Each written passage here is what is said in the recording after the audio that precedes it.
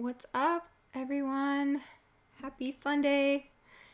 Give me a little shout out in the chat room if we are streaming, if everything looks good and you can hear me, because I got a crazy show for you tonight. We're going to talk about Beyonce. We've got mods coming. Slowway Whiteboard, thanks for coming. Who's here? We are. Woohoo! Okay. Nice. We're going to talk about Beyonce. Hi, Rachel. How are you? Hi. I just got one of my wisdom teeth out Friday. So I was a little sick for the past 2 days. But I thought we could start with a riddle. Start the stream with a riddle because when I was coming out from under the anesthesia, I was trying to figure this riddle out. I don't know why. But we're waiting for some more people to come before we start diving into Beyonce, Queen Bee. Look what I got. I went to the movie version of her concert. I had to drive to the next town because our town was not playing it. And what's up, Jethro? How are you? I like the tooth. Thanks for the tooth. And I saw Beyonce Renaissance because, I've been writing about her for a long time, at least 10 years. And they gave me this promotional thing. So that's what we're going to be talking about. Beyonce, a new goddess for a new age. But while we wait for some people, let's try and figure out this riddle because it was really bugging me when I was under anesthesia. Rachel had all 4 of hers out at the same time. Dang, I just been getting them out one at a time. What's up, Based Lit Analyzers here? Yes, I got a beehive for the beehive. My Priscilla hair. Jethro's here. So let's help me figure out this riddle that I couldn't get when I was waking up from the drugs. Where is it at? Okay. It goes like this. You ready? If Teresa's daughter is my daughter's mother, what am I to Teresa? Granddaughter, mother, daughter, granddaughter, I am Teresa. So here's my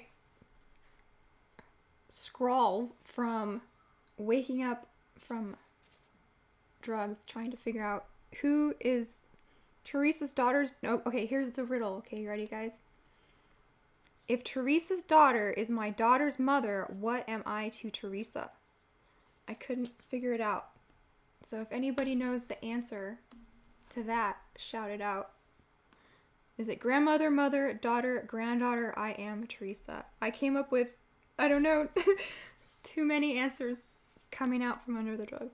But we are waiting for some more people. We've got all of that. I appreciate you mods so much. I don't know what I did to deserve all of the great modding and support, but I love you guys. Do they make you solve it before you can drive yourself home? Yeah. No, that's how Jay found me, like, drooling in the room, in the recovery room, scrawling on this paper, trying to figure out who I am Teresa is. No, I don't know. I feel like maybe it is Teresa. Because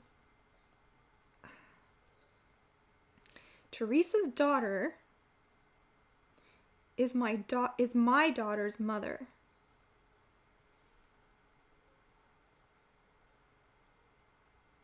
Who is that? What are your answers? Teresa's the baby daddy? I bet Rachel can figure it out. Tell us, Rachel. If Teresa's daughter is my daughter's mother, what am I to Teresa? And I want to see your work, too. I want to see how you figured it out. Well, thanks for coming. I've got my little pain pill in case my gums hurt. But tonight it's going to be exciting. I put on the glitter to talk about Queen Bee and the new ISIS, which we're going to be covering with Isaac Weishaupt next week, talking about new ISIS and the Scarlet Woman. Slowboy says, I am Teresa. Phantom there says stepmother. Sorry, I was stirring chili. Let me think about it. I'm going to read it one more time. If Teresa's daughter is my daughter's mother, what am I to Teresa? Husband, no.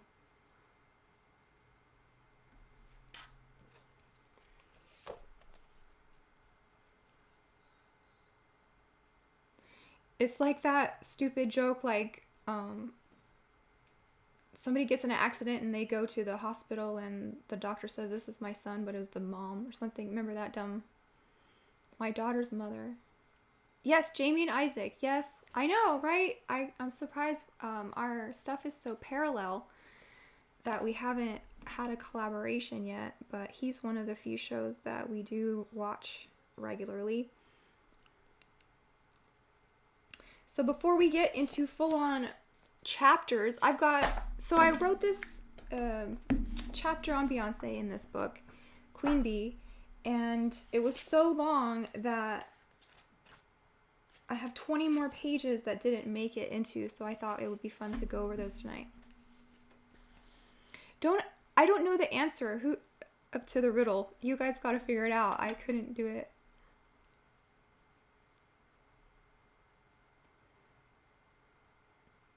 No, my daughter's mother. Okay, so that makes sense.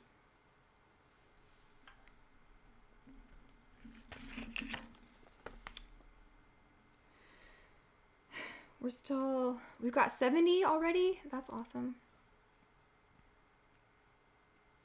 So let's start off with a article then, just to set the tone of what we're going to be talking about. Beyonce, Queen Bee, new ISIS, goddesses. Do y'all remember this article? Beyonce accused of extreme witchcraft by ex-drummer. This was 2018. This was from Vigilant Citizen. It says, a former drummer alleges that Beyonce engaged in extreme witchcraft, dark magic, and magical spells of sexual molestation against her. So this is a crazy accusation. So this is by Vigilant Citizen, September 2018. The drummer's name is Kimberly Thompson. A drummer who played in Beyonce's band for 7 years filed a lawsuit and requested a restraining order against the singer due to a long list of offenses, including extreme witchcraft. So this is the stuff we're going to try and prove to all of the normies, that these people are, in fact, practicing witchcraft. That witchcraft is disgusting and despicable by anyone's standards, and try to connect these gross things so that is a turn off to young girls instead of a turn on, like we were talking about with Taylor Swift last time. Does extreme witchcraft mean cannibalism and stuff? It's going to. It's going to. Watch. I've been talking about the cannibals for a long time. And I also brought for you guys my notes that when I do a live performance with Jay, when we travel around and we do our in-person lectures and entertainment that nobody's seen online. These are the cards I use, and a lot of them are about Beyonce and what we're going to be talking about tonight. I'm not going to reveal the whole thing. The talk is called The All-Seeing AI. But I'm going to pick out some of the choicer points in relation to Beyonce. Let's go. So, my daughter's mother is me, and Teresa's daughter is my daughter's mother, so I am Teresa's daughter. Okay. Slow-mo says extreme witchcraft to ocean. Exactly. Yeah. Voodoo. We're going to talk about voodoo. Definitely in that one music video, she was depicting Oshun, the voodoo goddess. I believe her color is yellow. One of the water goddesses. So, yes, Space Lit says, y'all remember when Mariah Carey's sister said she was doing the same thing? Exactly. Oh, and I'm gonna be needing some donuts tonight, so let me bring up that dono chat link.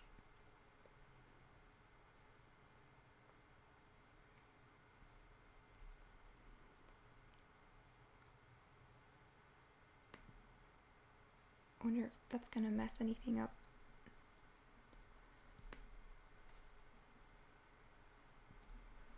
Let's see. All right, well,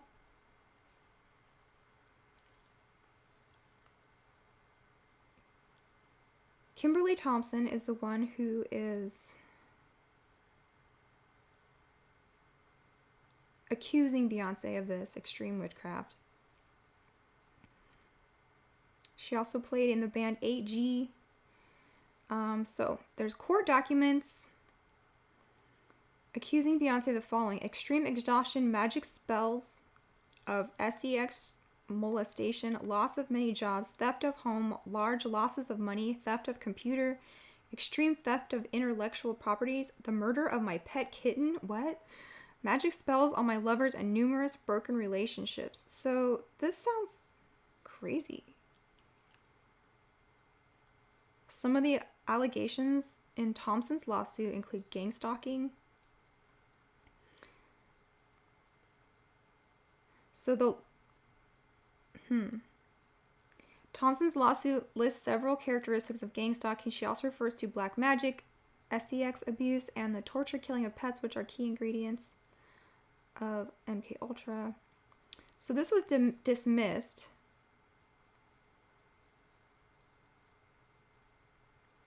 So I don't know how seriously we can take old Kimberly, but it is within the realm of possibility, right? Rachel says, I googled it and everyone else who got the same answer as me were all right. Okay, so who is it? Let me go back.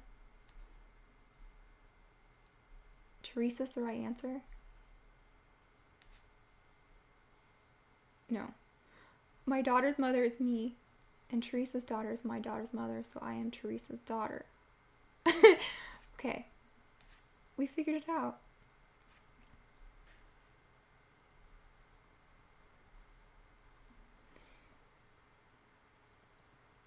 Alright, so starting off with that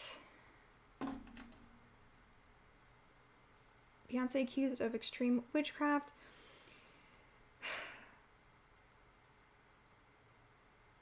It's just so hard to talk about these things because you're going on a lot of symbolism.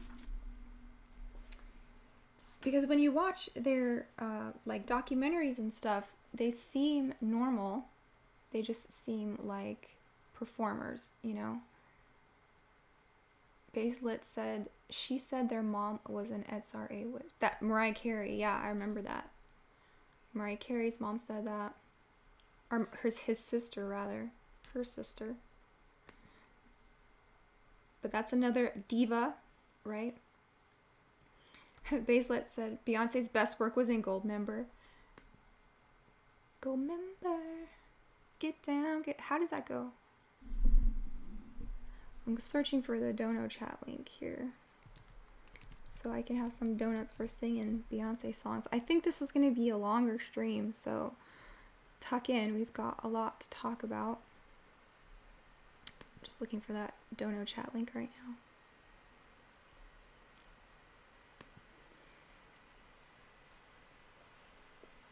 So Madonna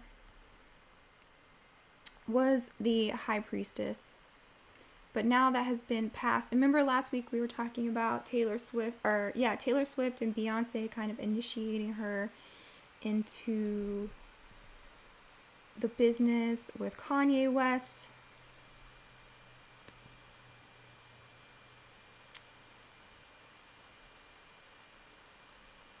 Where she came out and she was like all about fairy tales. And that's very MK Ultra.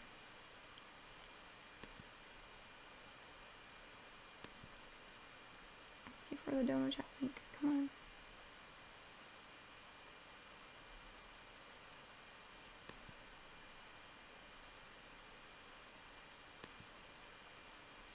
I almost found it. Here it is. Okay. Here's to send me donuts. Every time I see this donut chat, reminds me of the best donut I ever had, which was at this bakery in Brooklyn, and I think it's ruined donuts for me, for my life, because I'll never have a good as donut as that. And if I seem kind of loopy and out of it, it's because I am. Had to take some pills for my tooth, but we're still gonna have fun, and you just have to hang in there.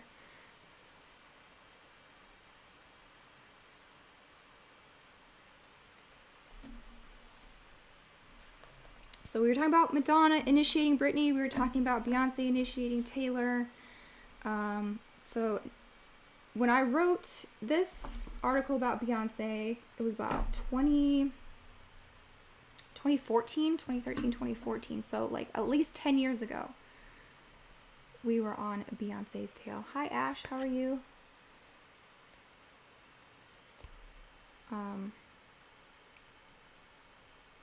So her beginnings were kind of like Michael Jackson.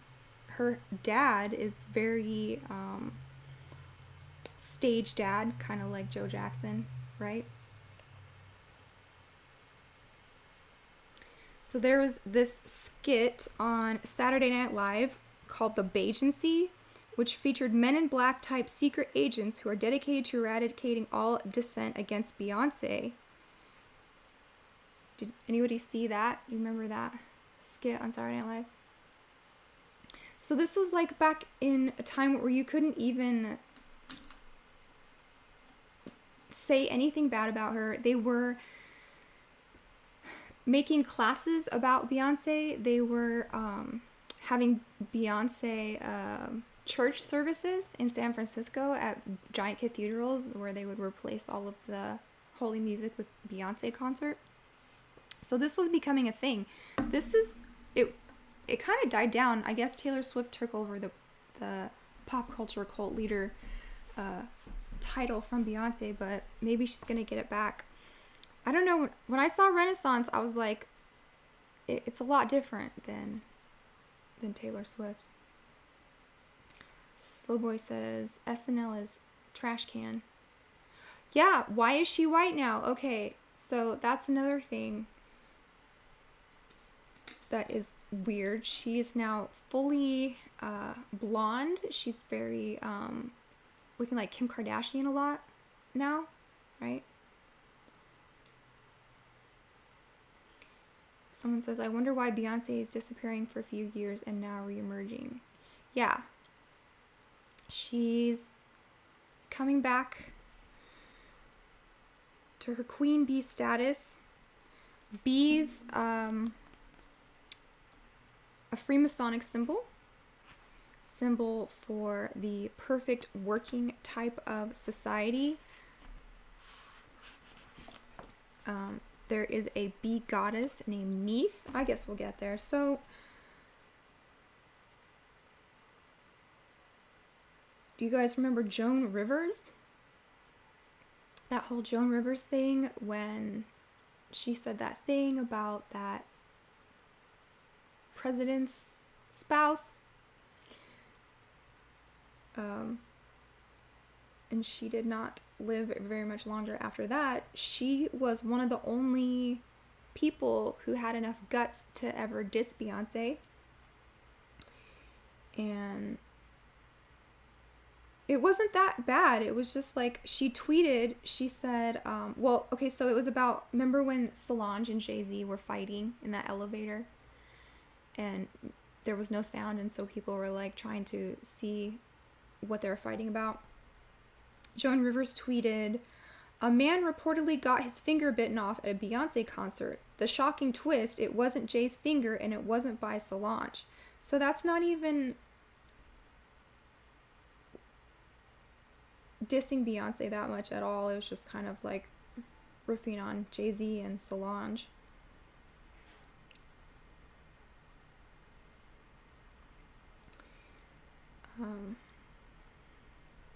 Joan Rivers based, yeah, she's pretty cool.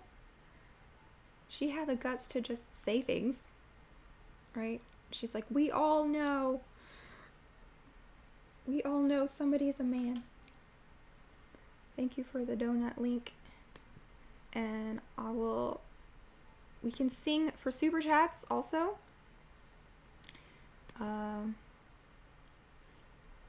I guess we can have Motown night. That's my favorite kind of music.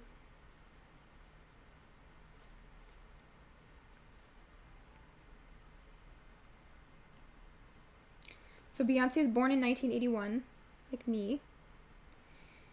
She grew up in the culture of beauty pageants and talent shows, just like Britney Spears. Her song, actually, I really like that song, Pretty Hurts, about beauty pageants. I think that's a nice song. It's a soulful, sad vanity tale, right? If you've never seen Pretty Hurts, it's not a bad song.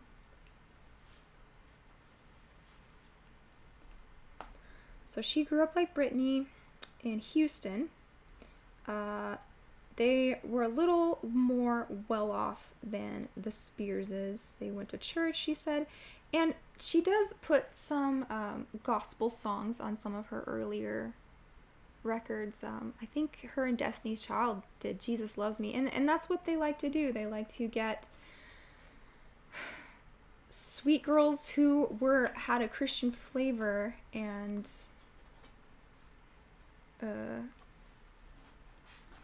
turn them, just like Katy Perry, right?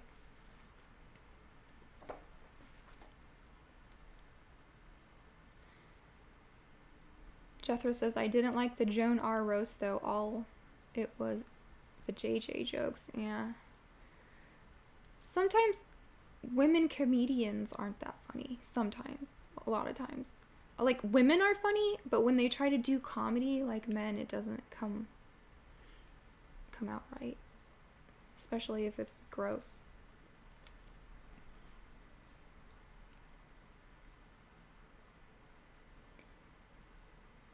Crazy in Love. Yeah, that video is like her coming out video, kind of, to a new personality. And so Beyonce's got all of the markers of the Monarch program. Let's see where she's on this little matrix that I made.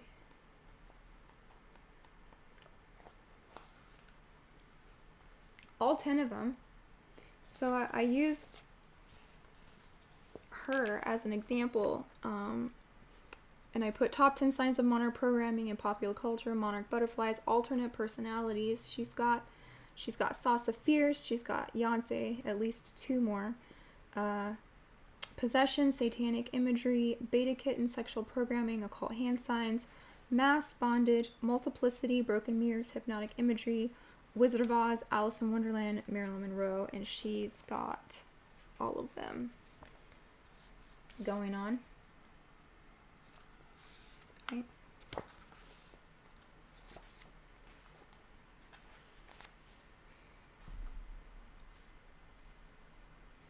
So they say that Beyonce, as a child, was so shy she would walk into a room and try to be invisible. She loved to dance, so her parents put her in dance class. Performing, she was outgoing and self-assured. And then young Beyonce soon won a Sammy, which was an award for Sammy Davis Jr., who was a famous Satanist. At a citywide talent show, in a video from the event, Beyonce wearing a blue sequin dress similar to Dorothy's in The Wizard of Oz. Okay, so she won a Sammy as a child.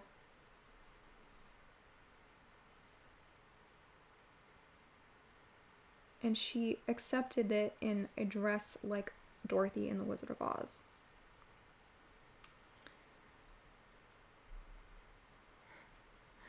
Mort, I got super chat.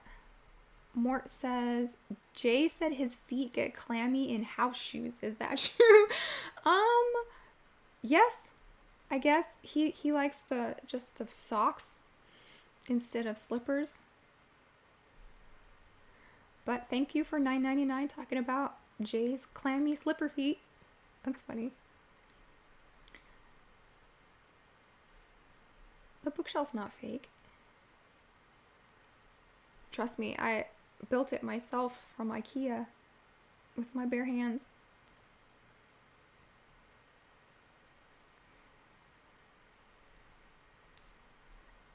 Yeah, sock feet in this house.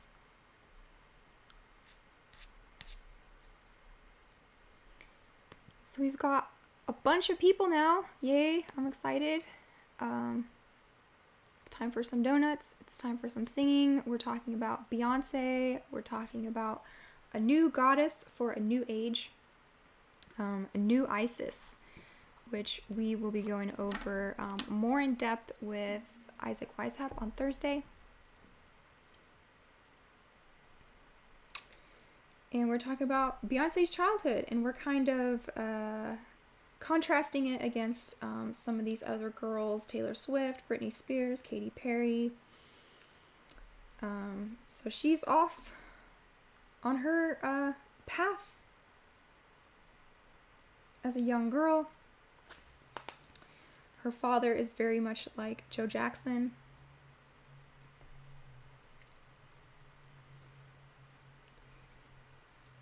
Says, insiders confess Matthew Knowles played his daughter as his trump card. It's not by accident that their first hits like Independent Woman and Survivor were female-based empowerment songs. So, into the meat. This is definitely, Beyonce is a feminist icon. Single ladies.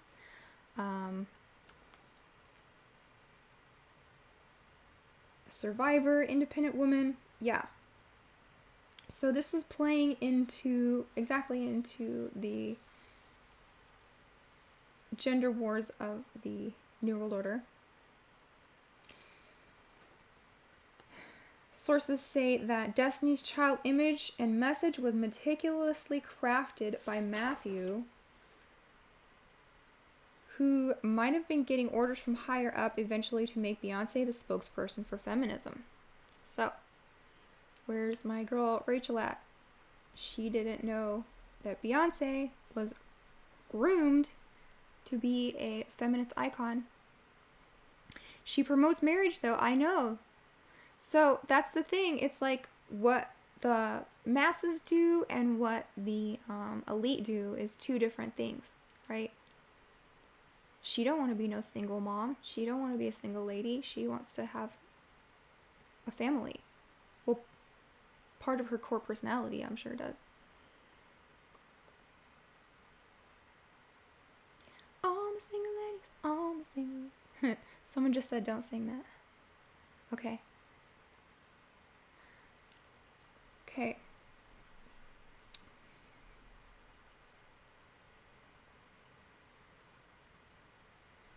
So the band name, Destiny's Child, was supposedly inspired from a scripture found by Beyonce's mother. Tina pulled out the Bible and found the word destiny, and Matthew added child. That's weird. I don't know what I think about that. So in 1999, Destiny's Child lands a spot with TLC. Remember them? I don't want no scrub. Scrub is a guy that can't get no love from me. Hanging out the passenger side of a desert ride, trying to holler at me.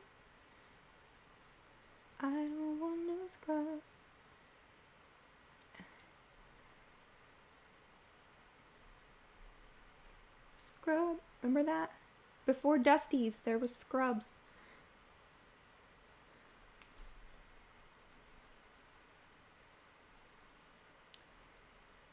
What's that other? Oh, don't go chasing waterfalls. Remember that is the 90s song right there. That's probably, that song will make you want to go out and buy Calvin Klein CK1 cologne.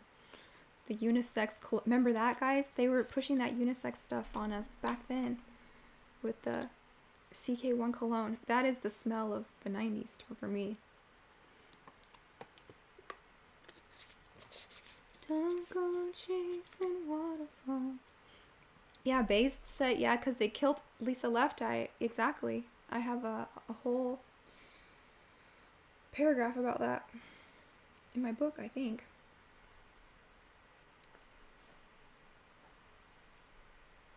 So Destiny's Child's opening for TLC.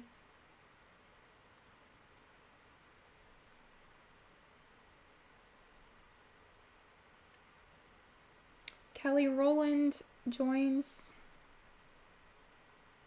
Well, they had a breakup. So remember, Destiny's Child had like 4 or 5 girls, and then they whittled it down. And Beyonce was like the headliner, so it was very much like a Supremes. And she was in that movie Dreamgirls, which is like actually a pretty good movie, and it's very meta.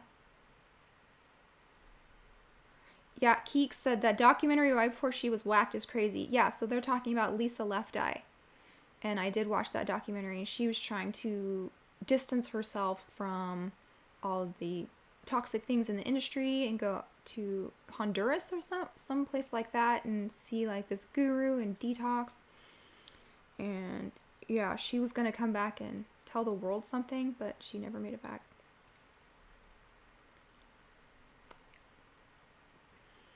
Yeah, what did Left Eye Lopez know exactly?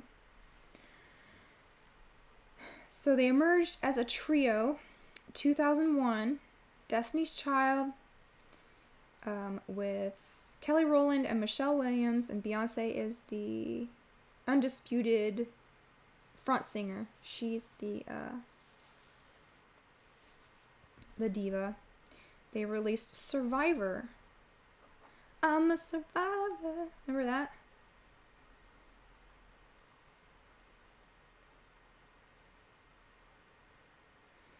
Yeah, more songs about feminism. Independent Woman Part 1 and 2. Bootylicious. Remember that? My body too bootylicious, baby.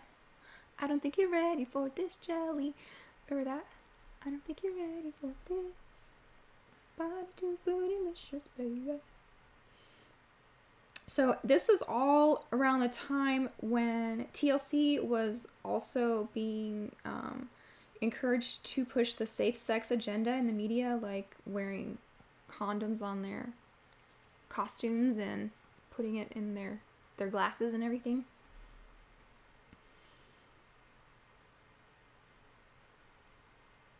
So Beyonce's writing songs about female empowerment because her dad is telling her to. She did tell People magazine, we talk about being independent, being strong, and taking care of ourselves, but we want to be domestic. Beyonce is, in her father's words, selling a product, treating and making and selling of music like the making and selling of soft drinks, tailoring the business to what she and her father think the customers want, and then trying to reach as many of them as possible. Yeah, so they are just treating feminism like a fad, and just the new thing to sell, even though Beyonce is saying, I would rather have a family, which she does. Because it's rules, I mean, they're not going to eat the bugs.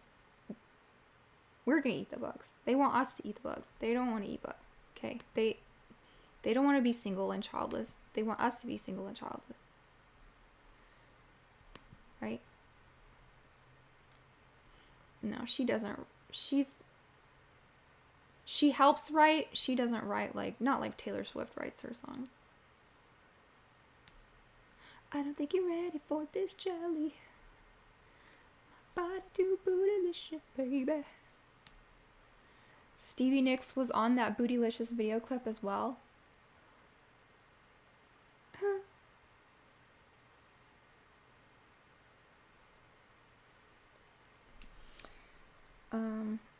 So then Beyonce meets Jay-Z. So she's being handled by her father from a very young age. She meets Jay-Z. She begins to be handled by him. And let's just tangent into Jay-Z for 1 second, because he is friends with old Marina Obama witch, right? They go way back. They're good friends. So here's the connecting the dots for young girls from glamour. Witchcraft is glamorous to witchcraft is disgusting, and so here's one dot is, from Beyonce to Jay-Z, Jay-Z to Marina Obama witch, and then you are using bodily fluids and feces and blood and stuff to make art and doing all sorts of other gross things.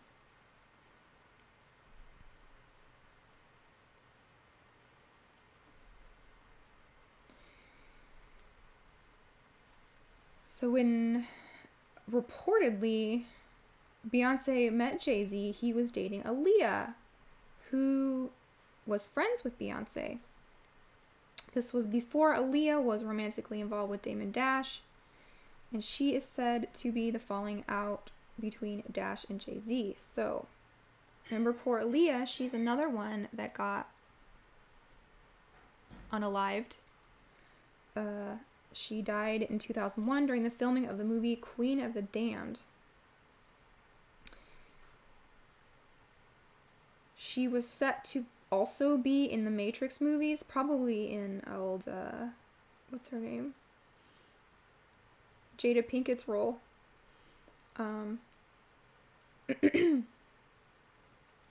So we're talking about Aaliyah, who was unalived. She was dating Jay-Z at one time.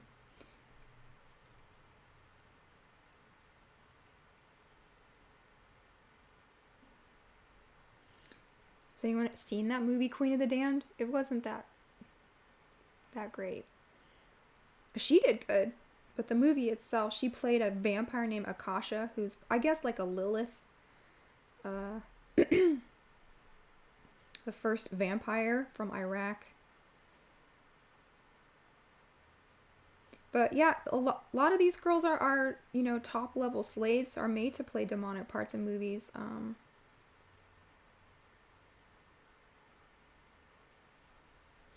Says Aaliyah had a prophetic dream before she passed. She said, "It is dark in my favorite dream. Someone is following me. I don't know why. I'm scared. Then suddenly I lift off far away. How do I feel? As if I'm swimming in the air. Free, weightless. Nobody can reach me. Nobody can touch me. It's a wonderful feeling." And that's just a little dark considering she died in a plane crash, right?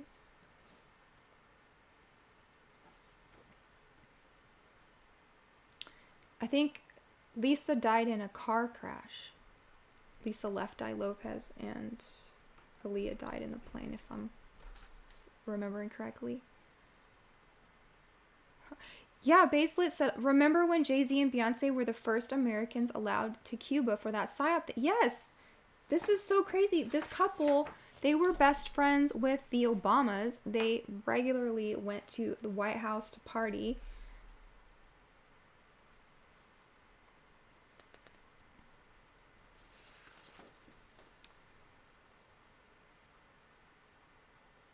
Aaliyah also dreamed about being in Egypt, ancient Egypt, and the look of a lot of Beyonce's costumes are very Egyptian also.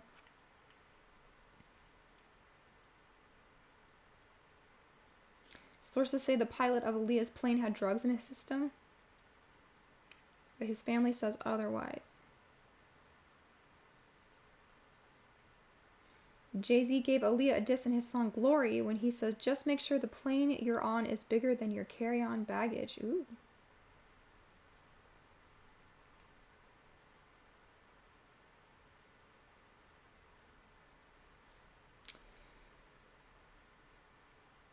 Yeah, the documentary was called The documentary about Lisa Left Eye is called The Last Days of Left Eye. Classic red flags of Monarch programming. Her father was in the military. She describes her grandmother like the abusive character in Mommy Dearest. In Lisa's last day, she was at a retreat in Honduras with a few friends and family.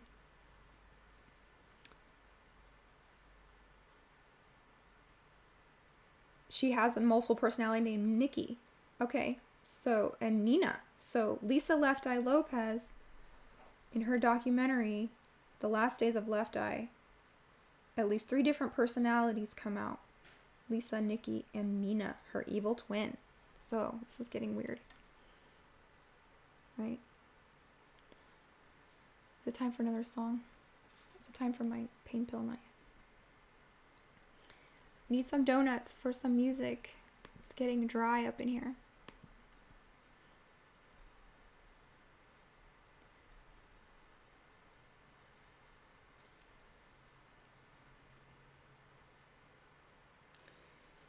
So if you want to learn more about Lisa Left Eye and TLC and all of that, that is in my book, Hollywood Mind Control. But TLC was the best-selling female group of all time, with Lisa gone, and then T-Boz had the sickle cell anemia. TLC is history, and this leaves a vacuum open for Destiny's Child. Right?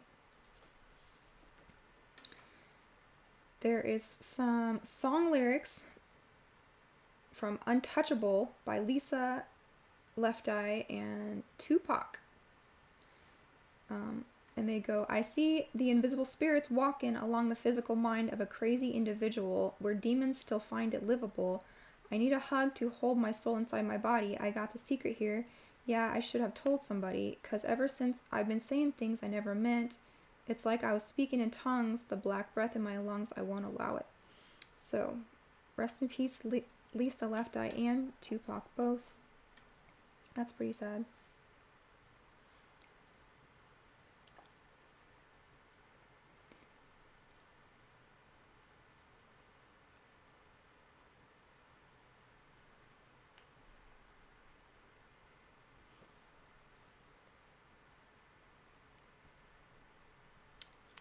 Going on, guys? Rachel says, send me a donut. Yeah, because I feel kind of loopy. Queen of the Damned has an awesome soundtrack, though.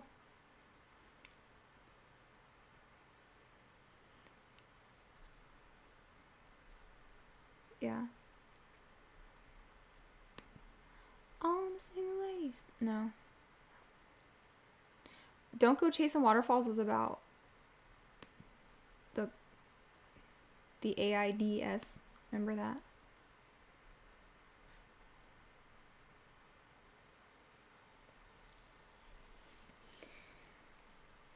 So Beyonce is growing up watching Janet Jackson, watching Showtime at the Apollo with a snake on her head. I don't know where I got that from. It says Angie Beyonce grew up spending her summers with her cousins Beyonce and Solange. They loved Janet Jackson. We'd all talk at night and watch Showtime at the Apollo, and my snake Fendi would just be crawling around. He'd sit on our heads while we watched TV. So this is weird stuff going on at Beyonce's house. There's some video footage of her at 16 discussing the first Destiny's Child album. She calls herself the serious one in the group. She thinks she's the mother who looks after everyone and keeps them in line. So, yeah, clearly she's the one with the vision, the leadership skills. She would say things like, you gotta keep God first. So she was a very sweet, southern, well-mannered girl at this time, saying, I gotta stay humble, gotta go to church, pray, if you ever meet me and I have a little attitude, just slap me. So she's at least trying at 16 years old to be somewhat normal, humble person, which is very stark contrast to what you would see in her concerts. Now I watched her Renaissance concert, and I watched her Coachella one called Homecoming, and she is definitely has done a 180 from trying to stay humble. She, her song lyrics include bow down and all kinds of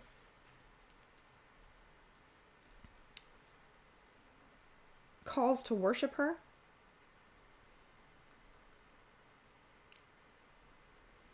So, but even as she's attempting to portray this humble persona in the media when she was younger, there was no Amy Grant phase. Destiny's Child jumped straight into the deep end of sexuality.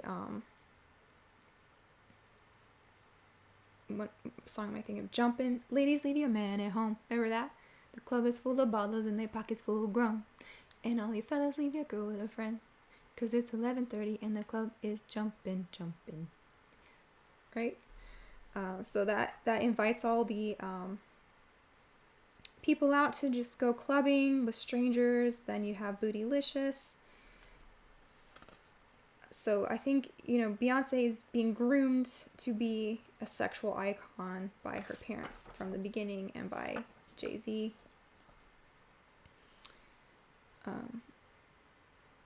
We were talking about Jay-Z and his connections. He refers to himself as Jehovah, the God MC. And of course, there's that famous picture of him in his Do Without Will sweatshirt, right?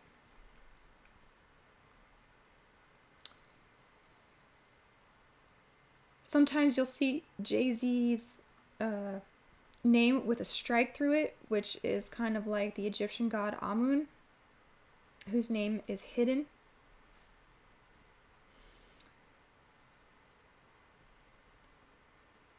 He also wears medallions of the logo of the 5% Nation, an offshoot of the Nation of Islam. So he's got some weird affiliations.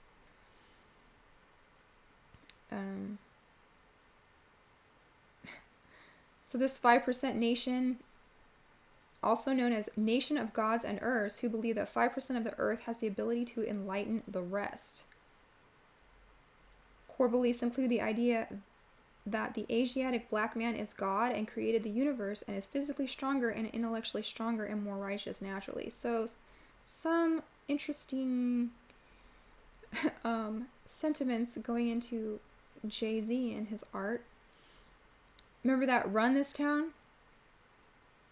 It looks like the ISIS terrorists. Jay-Z's Run This Town.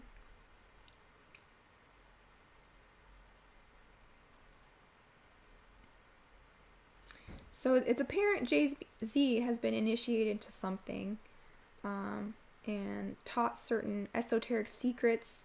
He uses this thing all the time, which I posted that on my Twitter about how that's in the Aleister Crowley's ritual magic. This is not the diamond.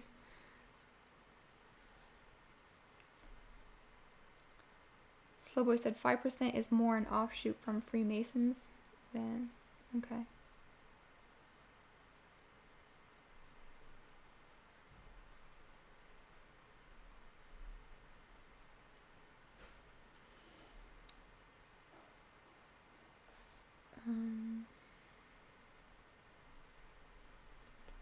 Kanye West says that it's a sign for the Greek letter delta. I don't buy that. We already know.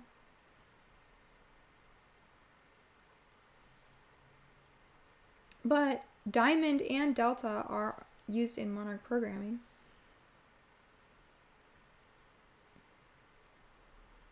So yeah, in magic, it's the triangle of manifestation. So if anyone ever asks you why they do this, it's called triangle of manifestation. It's used to amplify the energy of a ritual in performance. Rihanna did it at the last Super Bowl where she was the Scarlet Woman. So according to metaphysics, in order to manifest something, 3 components must come together: time, space, and energy. If one selects a space and a time and directs the energy there, a manifestation occurs. And you're going to be hearing this even more. Like, remember, like 12, 13, 14, 15 years ago, it was all about the secret, right? So the secret is going to come back heavily. You're going to be hearing more about manifestation. For Kabbalists,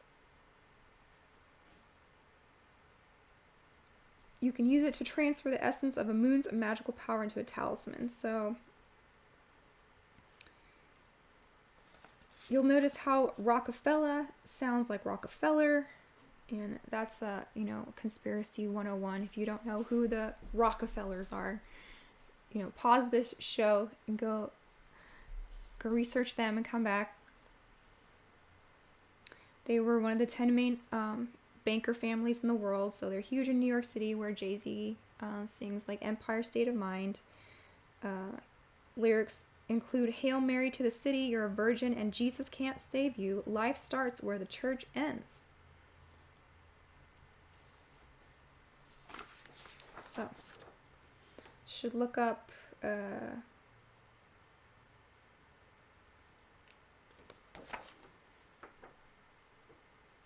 Jay-Z's former protege, Emile, because she has some things to say about him in her song Quarrel from her 2000 album All Money Is Legal. So if you want to know more about Jay-Z and Emile, look up the lyrics to that song.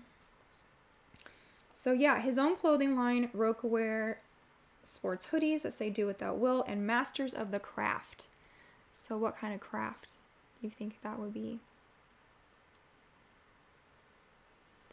Yeah, someone says, go check out Mr. J. Dyer if you want to know about the Rockefeller. Yeah. And send me a donut for singing, please. My brain is working maybe at like 70% because I have my tooth and the pills and everything, so we're still having fun though. Oh wow, I got a donut, 20 donuts from Gary. No message. Okay, thanks Gary. And I've got 100 donuts from Cheryl. Thank you so much. She says, happy to catch you live. You have a great gift from God. Keep up the good work. Please do some streams on Rockfin or Rumble so you're not censored like you are on YouTube. You and Rachel should do a podcast together. Jesus bless you, sister. Well, bless you too, and thank you for that. And Merry Christmas for 100 donuts. I do have a channel on Rockfin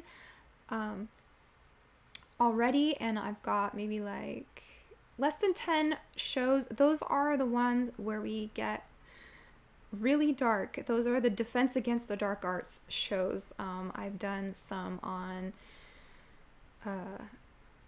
Kenneth Grant and Aleister Crowley and Tiny Mustache Man. So check those out. The page is called Conspiracy Science Theater, but you can just find it under my name, Jamie Hanshaw, on Rockfin. And yeah, we do say what we want on that channel. Rachel and I, we should do more podcasts together. Yeah, I think we make a good team. I'm always on the lookout for things to try to include her on Out of This World. So thank you for 100 donuts. That was very generous. The Rockefellers. Yeah, Rockefeller. Perky tooth. Yeah, it's okay. I just might have to take that pill soon. So we're talking about Rockefellers, Rocawear, Do What Thou Will, Masters of the Craft, other things in that clothing line include Masonic Compass and Square, Eye of Horus, Head of Baphomet, and more.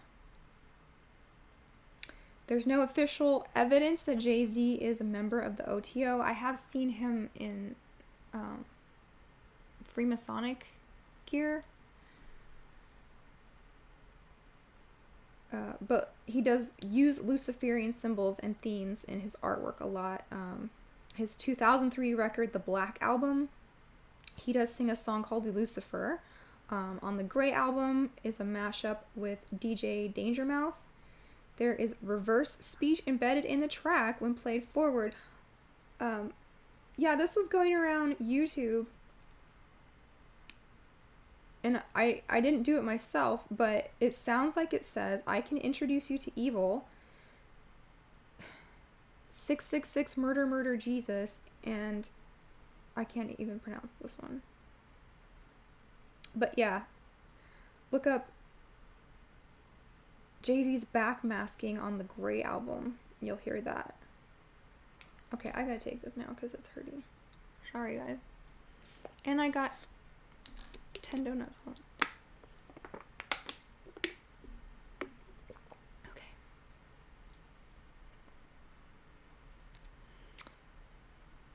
Genghis Kelger gives me $9.99 and 3 donuts and 3 cups of coffee. Thank you. I appreciate that. I just took my little quarter of a pain pill.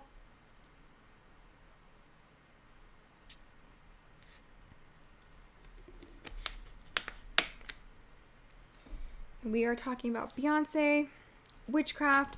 We're gonna get to the voodoo. I don't even know, like, this could go on all night.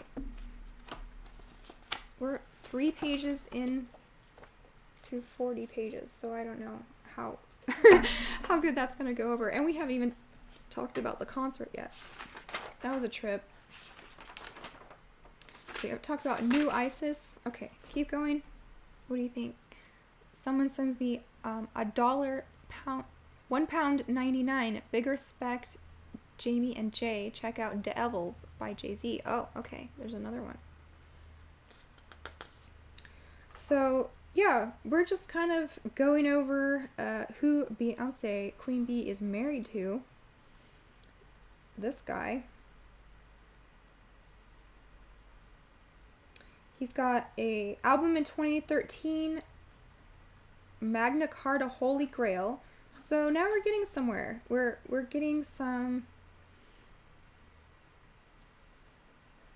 goddess imagery going on.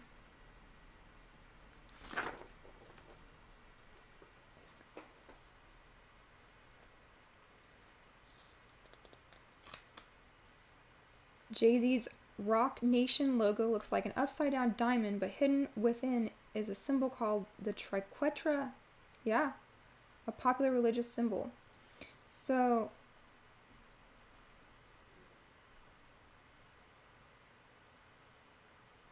who all doesn't know about the O.T.O? If you want me to do an O.T.O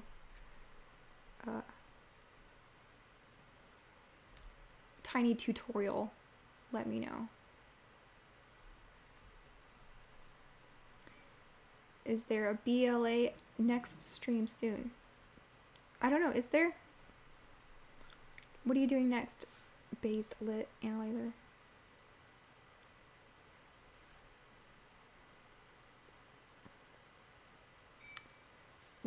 Me and Based Lit still have to do our Washington DC show, but I don't know what he's doing on his own. So, okay, let's skip O.T.O homework. You guys can look that up on your own.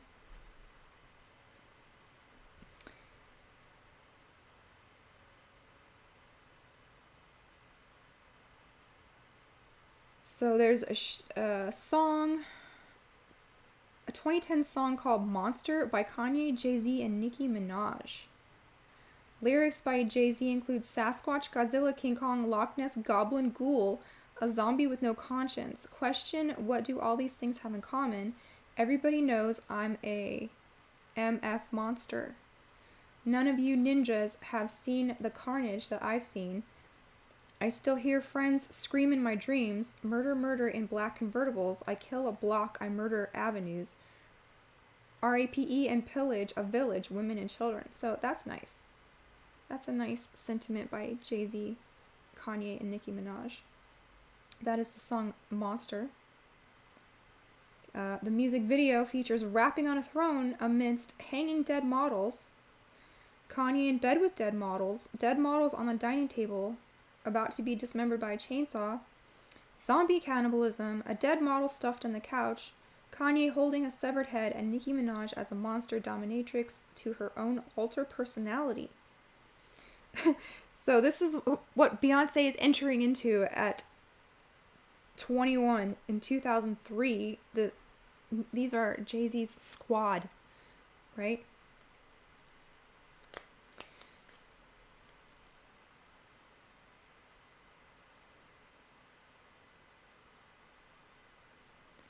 Yeah, we're gonna do our Dino DNA Jurassic Park. Yes, that one too. I have to get BLA to read The Lost Symbol, which is like one of the worst pieces of fiction. Fun bad. Someone says yes, do a tiny O.T.O tutorial. Okay.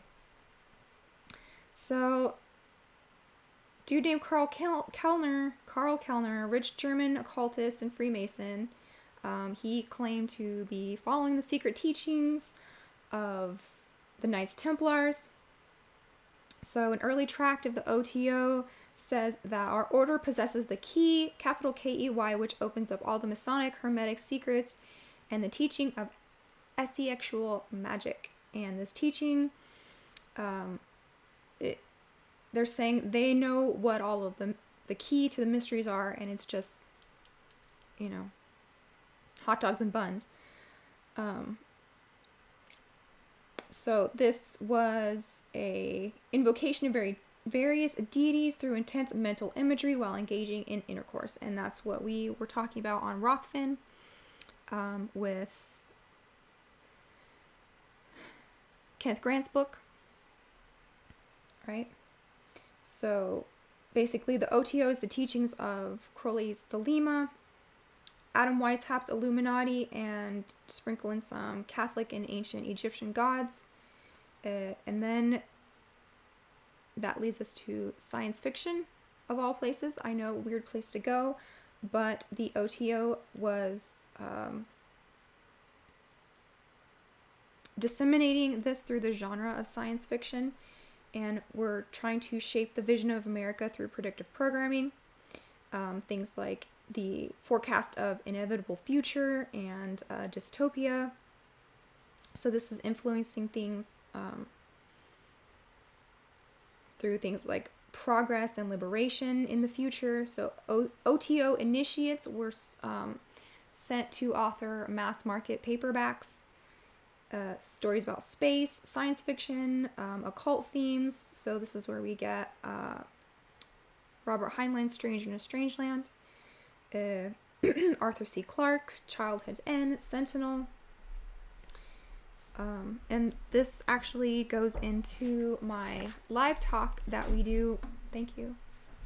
Jay brought me cocoa. Isn't that nice? Thank you.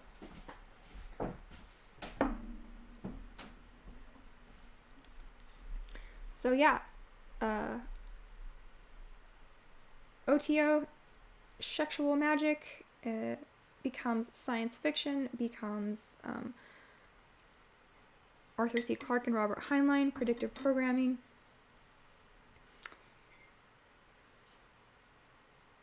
And that's the tiny tutorial of the O.T.O. Scientology is part of this. Someone says Kanye is a narcissist. Well, they all are, aren't they? I mean, some just are better at hiding it than others, but I think you kind of have to be have those tendencies to even get to the places that these people go. Wendy Williams dissed Beyonce, called her uneducated. Yeah. Well, she's being trained to be a goddess. A ritual goddess of the O.T.O.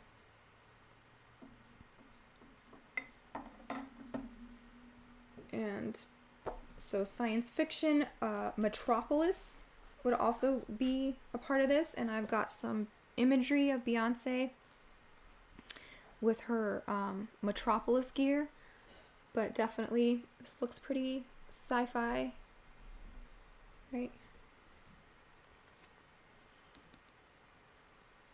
And oh, when she comes out, well, okay, we'll get to that Renaissance in a second. We're still talking about Jay-Z and O.T.O. So this is just the culture that Beyonce is plugged into.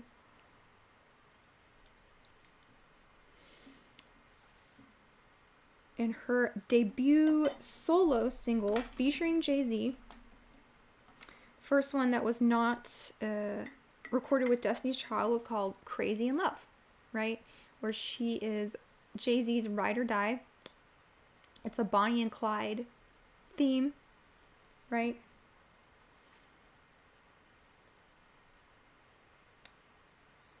And this is a technique I've seen the industry use a lot, where they want to separate the star from the backup singers. And this is kind of what Dreamgirls is about also, and the story of the Supremes. So they want to cut off the girl from her group. And this happened to Gwen Stefani from No Doubt. And so Crazy in Love is her going solo. They always got to go solo, right? You can't stick with your people that you've known for a long time. You have to break out on your own. And this is when Sasha Fierce is born. So Sasha Fierce is Beyonce's alter that comes out when she performs. And do we need to do a voodoo tiny tutorial? We all know what voodoo is, right? It's like invoking gods into your self to become possessed for a time so that they can embody a physical body and enjoy the pleasures that a physical body allows you to enjoy, right? And this is the basis for the mystery schools. This is the point of the plays of antiquity, songs, performances, was for embodying gods and goddesses into you. And Sasha Fierce is born when Beyonce did Crazy in Love. She says, people, when they meet me, expect that all the time, but that person is strictly for the stage. So this video is the alchemical birth of Sasha Fierce, and depicting through the scenes the steps she took during her transformation. Someone says serpent in the rainbow, exactly. That's voodoo. Hoodoo is the same thing or something. Hoodoo is more like folk magic is to ceremonial magic. Like voodoo is very established already. And hoodoo is like its Bayou cousin. What is the title? The movie Serpent and the Rainbow.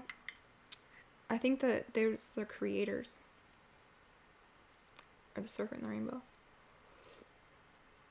Damballa, I think.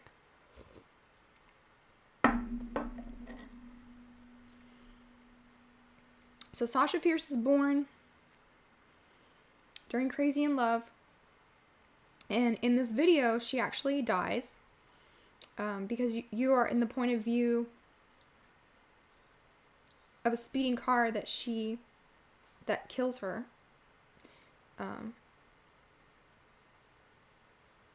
At first, Beyonce is dressed in plain clothes, and then she does like this erotic dance and transformed into a model being photographed. Now she's the spotlight of culture media. So this is kind of the story of, from nobody to icon through sex and dancing. which is funny because that Miley Cyrus did the same thing in the 2019 Choice Awards, where she comes from an Airstream trailer to get up on the stripper pole ice cream cart, and like that's how she becomes a star. I like Crazy in Love vid, yeah. Got me looking so crazy right now. Your love got me looking so crazy right now. I mean, she's an awesome singer. Let's just... Yeah, she can sing very well.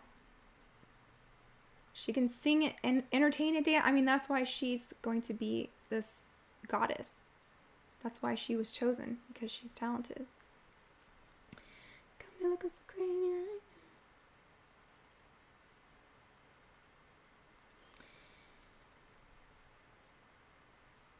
So Beyonce goes from plain girl, plain dancing girl, and then she's got the stylish clothes, and now she's got the backup dancers and all the youth that will emulate her.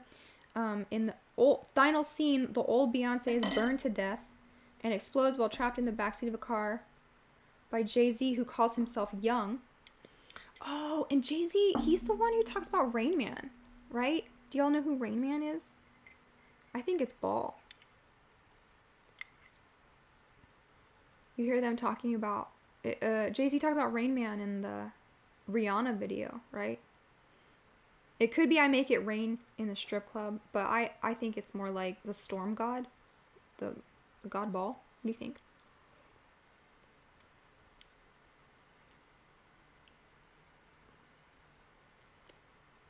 Someone says lol average singer. I disagree. I don't know. In her Coachella, she impressed me with her vocals.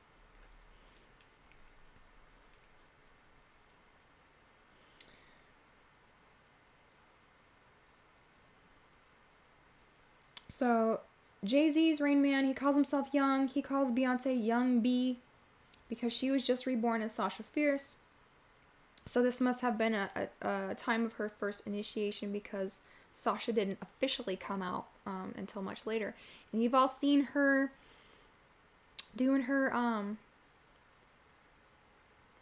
Super Bowl. Remember when she was a meme and she looked all like crazy, like she had a beast inside her and stuff?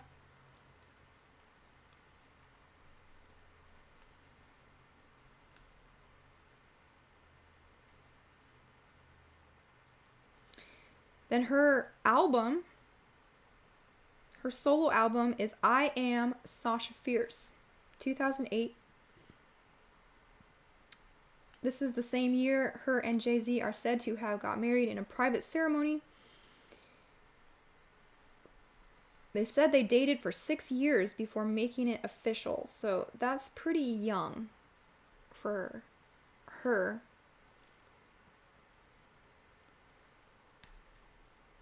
He's at least 10 years older than her. Rain Man, no, never heard of that. Yeah.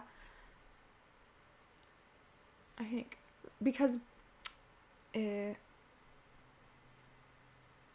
we're going back to the ancient world like I do in my live talk, it's a brief overview of history from a pagan perspective.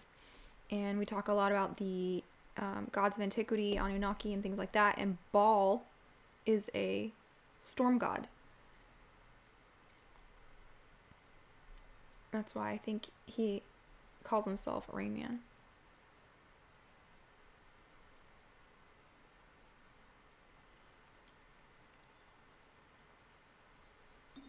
So they were together for 6 years.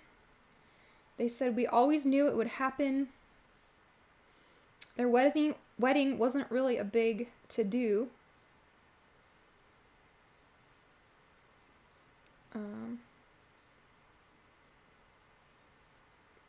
She just got a tattoo. They got matching tattoos of the Roman numeral 4 on their ring fingers instead of rings. They have an affinity for the number 4, birthdays, things like that. I don't know, like her wedding was so low-key. Was she even excited to do this? It doesn't even seem like it. Because she said, I don't need a special day. did she even want to marry him? Her mom's brother, Larry Beyonce, had something to say about it. He says he thinks she only married him because she was lonely. He was after her and she wasn't. She told me she wasn't too particularly fond of him.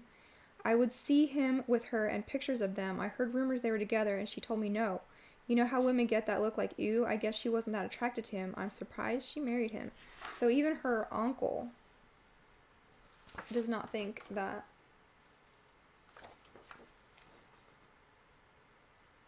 this is a very good match.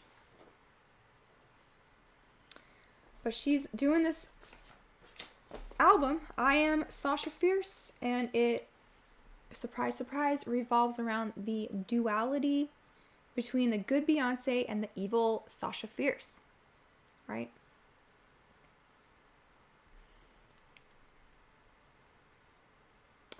Yeah, Baselit said, weird how Beyonce's still mega popular with young people, but Kanye and Jeezy irrelevant to them. Yeah. Well, now Kanye is just what has happened to him anyways? Is he even there anymore?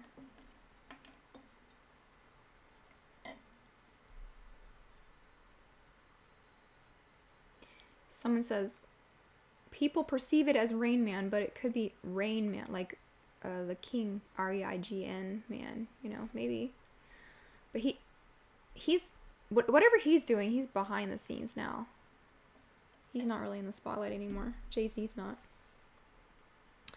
But her solo album, I Am Sasha Fierce, she is clearly, you know, this is the one with the pictures of goats' heads and horns and the whole satanic imagery. And there is a spiritual struggle in the songs and pictures and videos, so they actually contrast the purity and the Christianity of Beyonce versus Sasha Fierce, who represents the dark side. Photos of Sasha depict her in black and white, posing with not one, but two goats' heads. This is where she was riding the goat, and that's a Masonic initiation, right? You've heard that. I rode the goat. Masons say that. Or they say the goat stands for greatest of all time.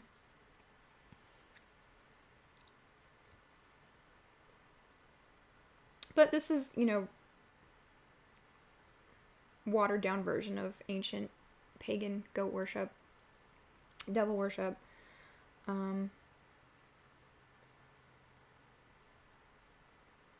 This album has songs like Ave Maria and Halo on the I Am side, which is, you know, Ave Maria is like a sacred classic song, and Halo. And then on the other side, you've got Sweet Dreams and Videophone, which those are the two big Monarch mind control symbols.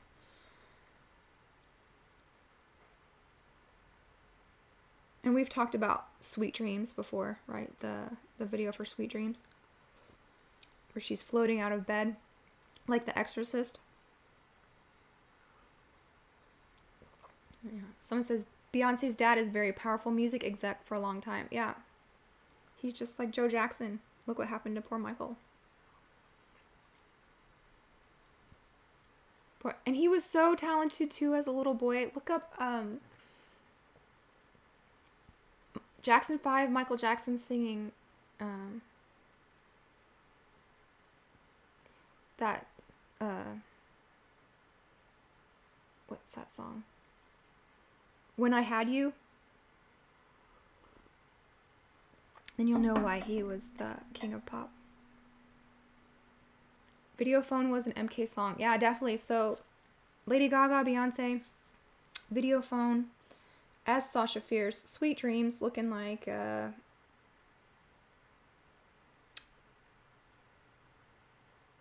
O.T.O ritual. A lot of these songs, they're clearly singing to, you know, Lucifer or demon or Satan. She sings, "You can be a sweet dream or a beautiful nightmare. Either way, I don't want to wake up from you." Other imagery from that video is Beyonce trapped in a maze of mirrors. Fragmented mind. She shadows the mirrors into shards. The video ends with her as a stylish robot. And we're still having that robot sci-fi O.T.O theme. This is the promotional poster I got for going to see Beyonce's concert at the movie theater. We're talking about O.T.O, we're talking about sci-fi, new goddesses, the new Isis, pushing of feminism, Destiny's Child being groomed to be the face of feminism. Drinking my cocoa and trying to get over my tooth.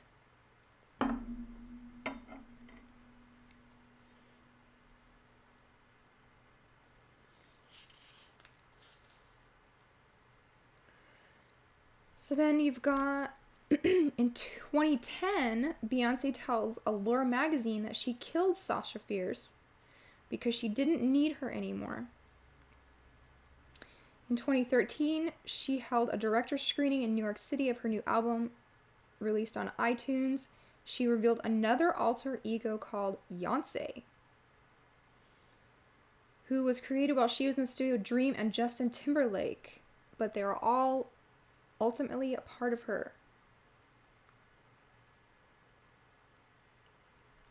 Then she did that Super Bowl halftime show 2013, where she had those highly unflattering still shots, and it does, it did leave people considering, is possession happening here?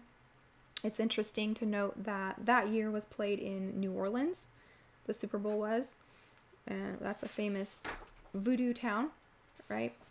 And that is the same year, 2013 Super Bowl also featured the, I can't even say this, Sandwyhook chorus. So a choir from there singing Over the Rainbow. Is that weird or what? Then comes Jennifer Hudson, who they were calling the new Whitney Houston. Jennifer Hudson, man, this show with Isaac is going to be so good because he wrote that book, Sacrifice, Magic Behind the Mic, about how all of the people in hip-hop and rap and the people that died around them when they made it famous. So Jennifer Hudson is one of those people.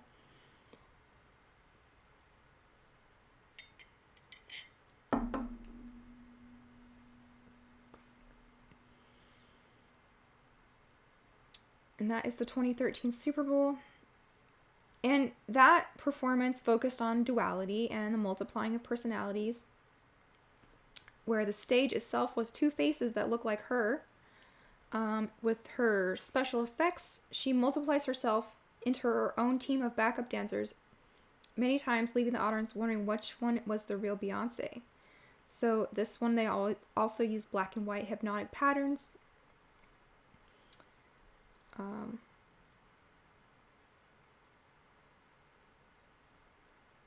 Yeah, that's still tripping me out. The Sandwyhook children's chorus singing Over the Rainbow with Beyonce and Jennifer Hudson.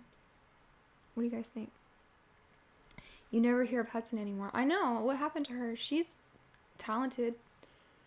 That song in Dreamgirls, her ballad, and I am telling you, that one, I'm not going. That's a banger. She nailed it.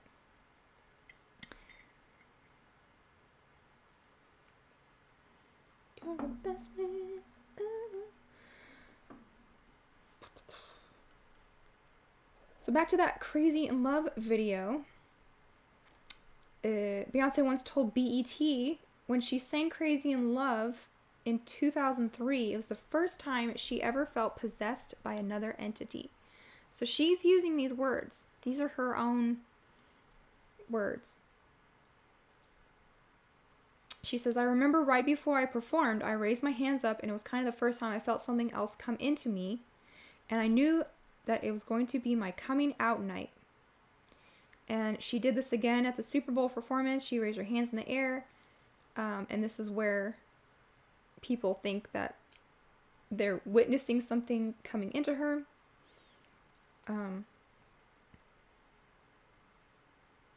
I don't know. Go look up the pictures. Should I pull them up? Beyonce Super Bowl 2013. I mean, it was a meme. It was a funny, like,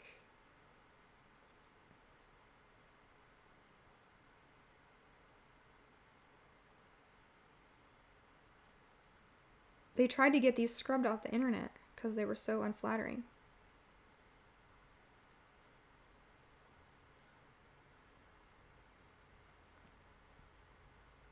There's one.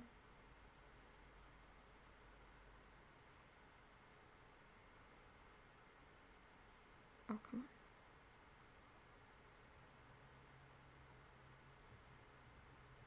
Remember that?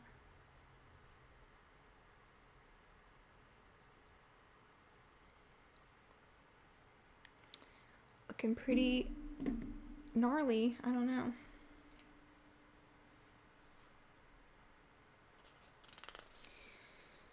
So now we're getting 2014.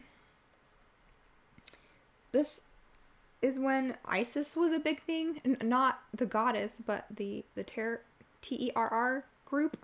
ISIS. Remember? So, and the Ice Bucket Challenge. ISIS Pharmaceuticals was in a scandal. Lots of people were talking about ISIS. And I was reading about new ISIS.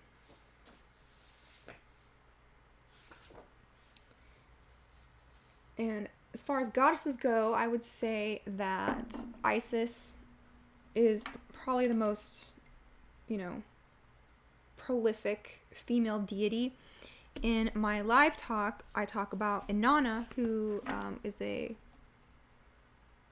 type of Isis, a Mesopotamian.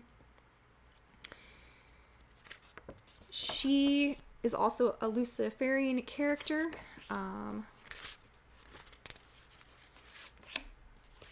Because she was supposed to have brought the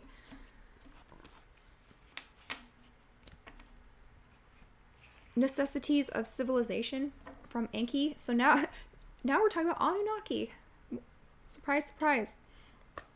So in the Sumerian tales of creation and Anunnaki, Isis brings what they call the maize from Enki to her patron city, which was Uruk. Isis, or Inanna, was known to the Sumerians as the Queen of Heaven, and she's also became Ishtar. She was the god of love, war, and sex. She played a greater role in myth, epic, and hymn than any other deity, male or female. She drove a chariot drawn by lions, or her sacred animal. And her worshippers were cross-dressers called Gali, and I'm going to do a paper on that on Rockfin pretty soon. But she was known as the goddess who could change men into women and women into men.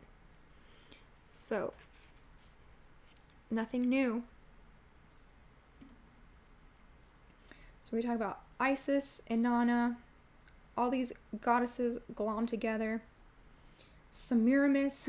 There was even some imagery in her Renaissance concert. She comes out looking like Semiramis. Now, I don't even know if that's a real person or not. I'm still looking into Semiramis. I got frustrated several years ago looking into that, if it was even real or not. But it's been a while since we'd have some songs. Throw out some Motown or Destiny's Child or TLC. what? How does that rap go? Don't go chasing waterfalls. Please stick to the rivers and the lakes that you're used to. I know that you're gonna have fun. So Inanna inspired gender transgression and cross-dressing.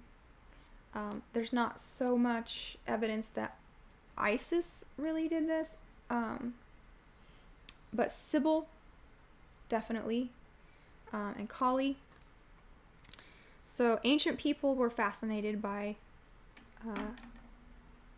hermaphrodites and goddess worship.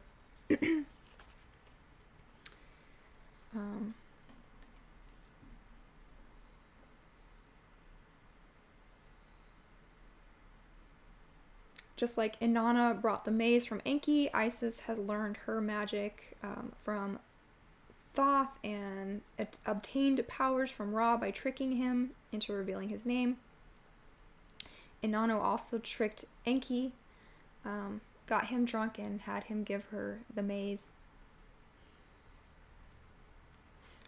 Like the Gali, did they also deball themselves? Inanna worshippers? Yeah, probably.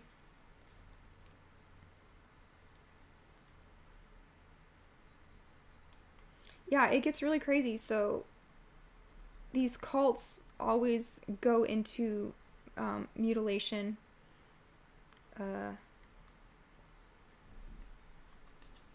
gender transgressions, begging, performing. So a lot of them were buskers. That's what we're doing here. We're digital buskers. Send me some donuts. Don't go chasing waterfalls. Please stick to the rivers and the lakes that you're used to. Someone said Alexander Hislop. Yeah, I have that book, Two Babylons. There's some questionable things, some good things in there, but just academically speaking, I try to get the most reputable things.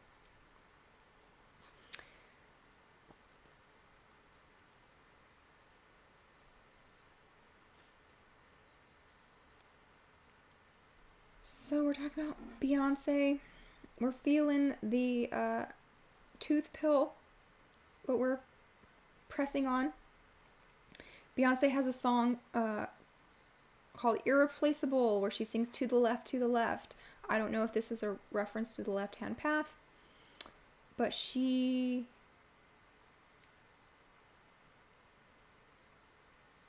does bring it up, moving to the left. The left in ritual magic is the dark path, right?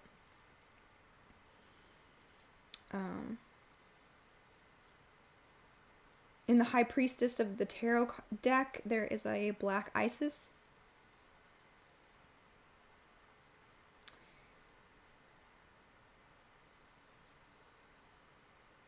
Let's talk about this with Isaac, because he wants to talk about the cult of the Black Virgin. So we're just going to leave this out tonight, because we've already been going, how long? An hour and a half? Are we having fun?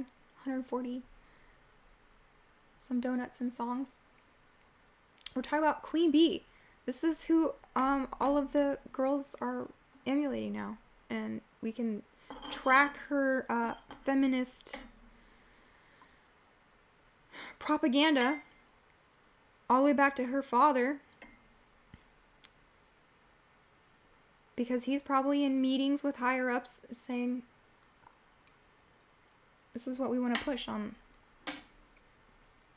single ladies and feminists, right?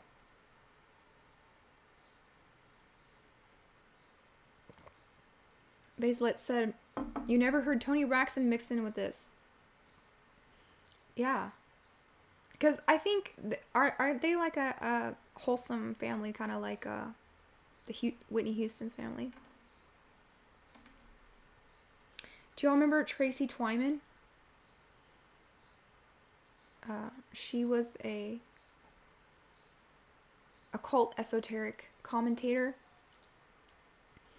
She published a book called Clock Shavings, about communications she had with a spirit called Baphomet through channeling on the Ouija board. Now, I don't recommend this. Don't do this, guys. She suffered for this. She lost her life because of dealing with this kind of stuff.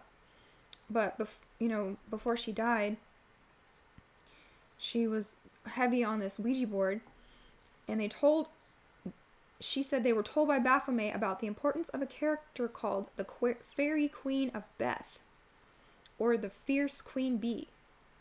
The spirit Baphomet said that she was the Black Queen on the chessboard who used to be called Dame Fierce or Fierce Dew. I don't know. I'm just throwing that out there.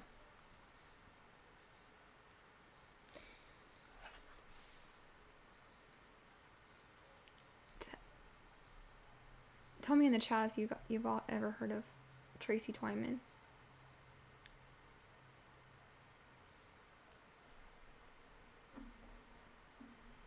Toni Braxton has an incredible... Yeah. Someone put one of her songs in the chat. How does that go? Unbreak My Heart. Oh, I can't even sing that. That's too good of a song. Unbreak my heart. Say you love me again. That's it. And she's got that good grind in there. Toni Braxton does. So there's a tendency for all the goddesses to merge into each other. It makes it super difficult to be sure which things to attribute to which goddess.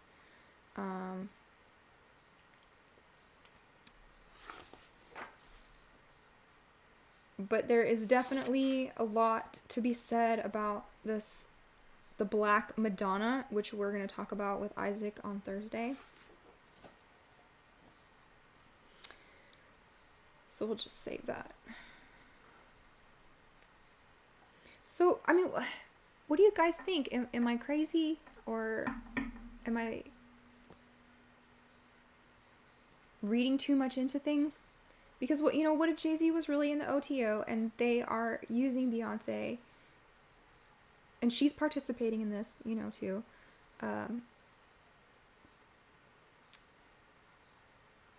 In elaborate rituals to bring forth Scarlet Women. Because they say in that Kenneth Grant book that who is the Scarlet Woman is anybody who does these things. Anybody who hears this word and, acts in these ways.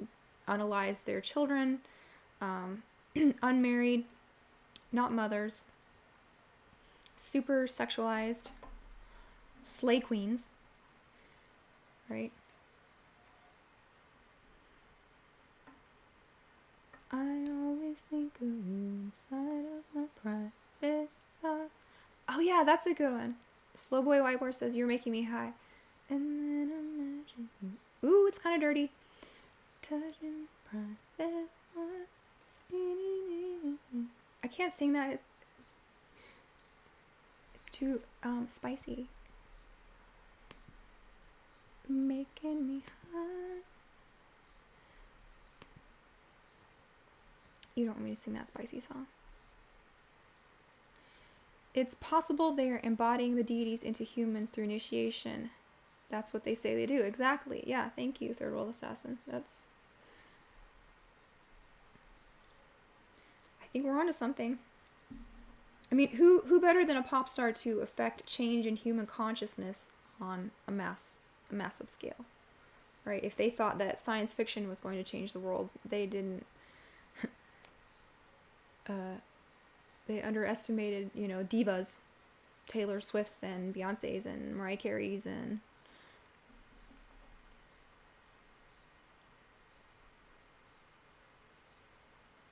So, our thesis tonight is that Beyonce could be the spirit of new Isis in the world.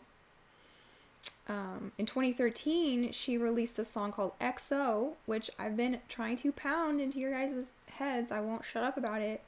XO, watch that show called Rated XO, and you'll learn all about yoga, which I'm about to order Aleister Crowley's lectures on yoga just to, drive this point into the ground that these Eastern mysticisms are gross. and they're hurting people.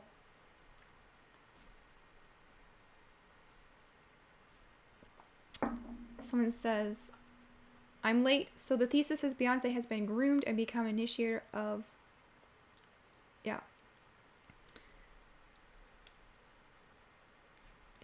a mass initiation of fans. Because it's almost a cult by now. We were talking at the very beginning when we started about how they would give church services in cathedrals singing Beyonce songs instead of spiritual music.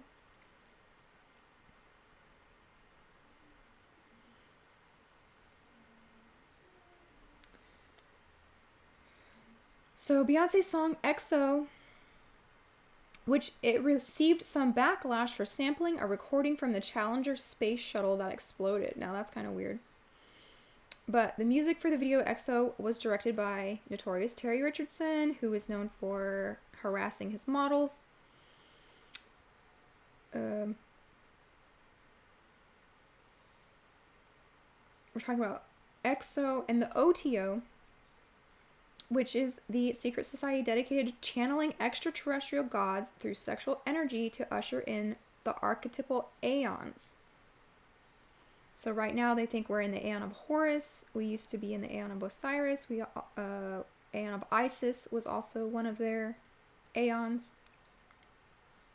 But their supreme goddess who they work to invoke upon the earth is Babylon, the Scarlet Woman, the great mother of abominations, who is part Ishtar, part Kali, and part whore of Babylon from the book of Revelations. Right? So who is Ishtar?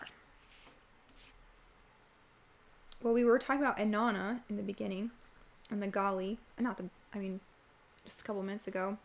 But Inanna became Ishtar to the Akkadians of Mesopotamia, who incorporated the Sumerian culture and melded Inanna with Ishtar. Worship of Ishtar involved temple prostitution, which reached its height in Babylon with full-time temple goddesses called Ishtaritu, who men could pay to receive a blessing. Taverns and brothels were the domain of Ishtar, and sex with a prostitute was a religious sanctioned activity.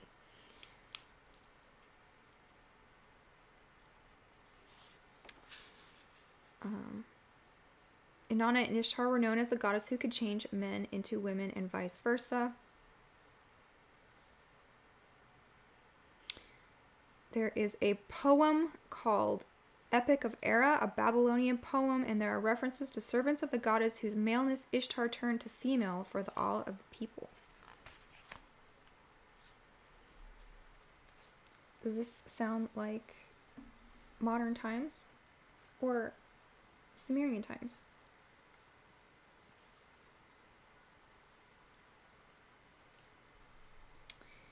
Because Beyonce's getting a lot spicier as the years go on. I mean, she went from Jesus Loves Me with Destiny's Child to Tear That Cherry Out and Bow Down Bitches and other crazy spicy lyrics. I mean, by 2014 VMAs, Beyonce was first she was praised to high heaven for being this paragon of feminism, even though her songs are telling women to bow down to her. So she literally says, bow down bitches, tear that cherry out. And then Michelle Obama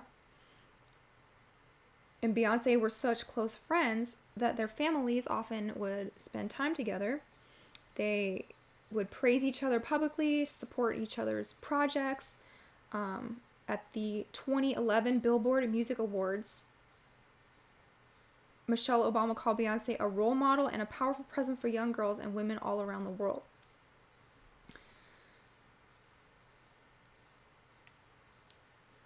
Not only that, Jay-Z and Barack have an intimate relationship, I would say. Jay-Z played a large part in the political fundraising and support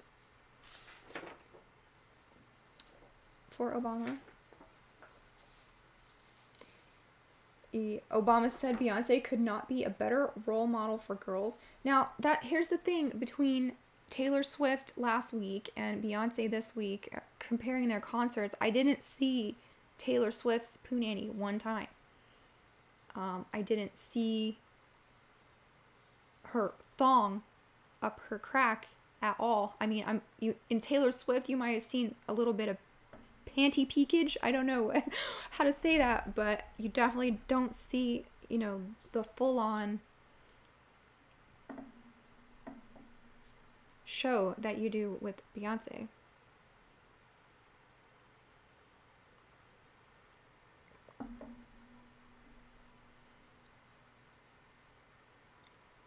But this is the role model that Barack Obama wants for his girls is Beyonce.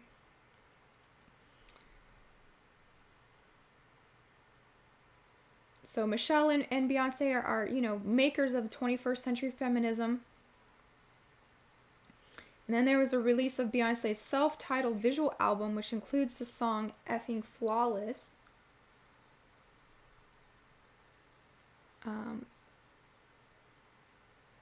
And samples from that, or it's sampled from a TEDx talk given by a Nigerian author, Chimamanda Adichie, entitled "We Should All Be Feminists."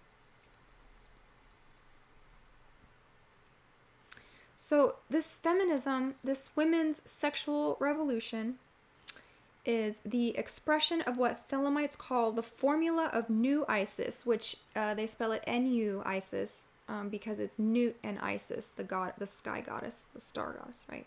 Nut and Isis. New Isis is nature purged of the false ideas of ethics, morality, or laws. According to O.T.O. Leader Kenneth Grant, one of the 11 major seats of cosmic or celestial power, New Isis is the most important for the new aeon.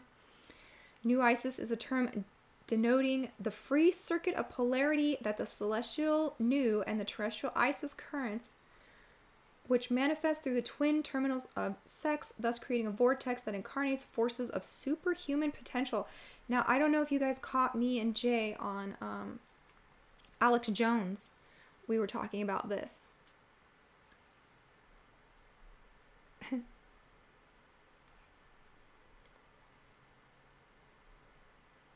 new demon days. Yeah.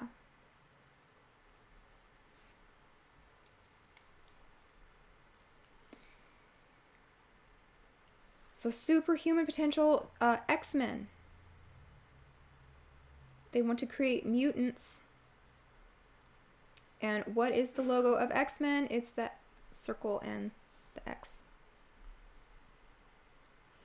So speaking of supernatural powers, at the 2010 Grammys, Beyonce marched up to the stage, followed by a militant squad of backup dancers dressed in riot gear to perform her song, If I Were a Boy. So here's that gender transgression again. Here's that song that we were talking about, just like Taylor Swift's If I Were a Man. I'd Be the Man. I can't remember the name of that song. I'd be the man.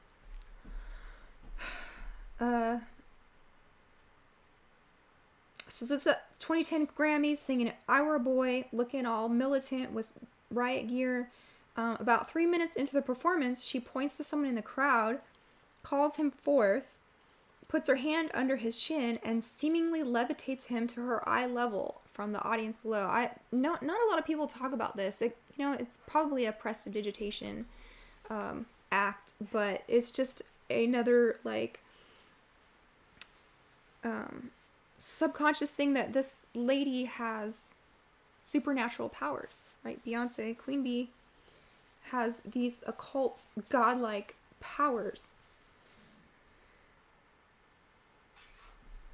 And this New Isis, the influence of New Isis, concentrates the occult tradition in both its Eastern and Western forms. It is about pervading human consciousness at the present stage of its evolution. That's a big part of science fiction also, right? And the idea of inserting points in the evolution that take us, quantum leaps. This is the idea of the obelisk in 2001. Arthur C. Clarke's 2001, right?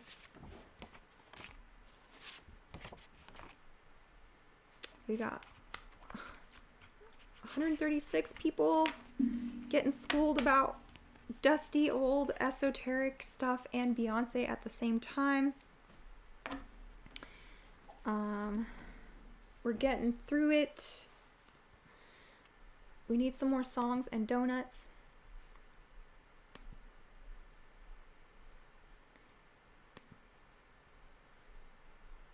Can be the sweet dream or a beautiful nightmare. Either way, I don't wanna wake up from you. So yeah, sweet dreams. That's a big one. Harry Love in the chat says, anyone remember the talented woman who was Bey's drummer and left saying Bey did witchcraft on her and deleted her cat? Yeah, I just read that. That's the very first thing that we talked about tonight.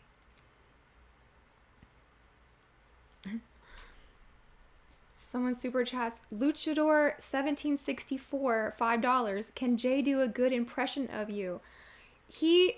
Yeah, well, his impression of me is me, me, me, me, me, me, me, me, me, me, me, me. That's what I sound like to him in his head, like a little mouse or something. That's what he does. Me, me, me, me, me. So we're talking about O.T.O, sex magic, incarnating ETs from outer space,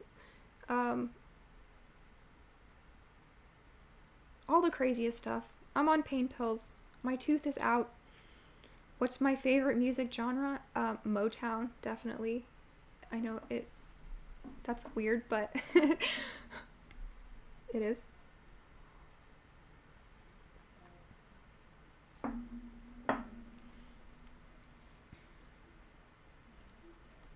So she did that thing at the Grammys. She levitated the guy. It's just putting into people's heads that these people have godlike powers, right?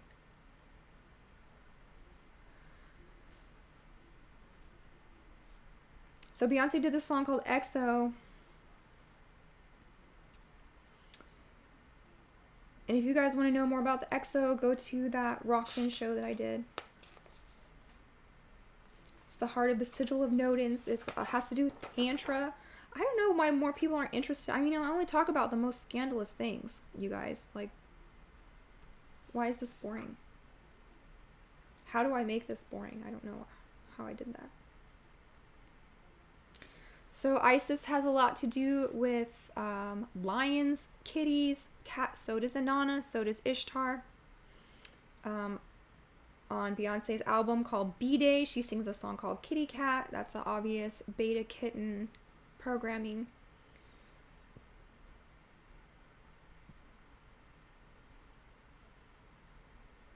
There was a story about Jack Parsons and L. Ron Hubbard, both O.T.O members.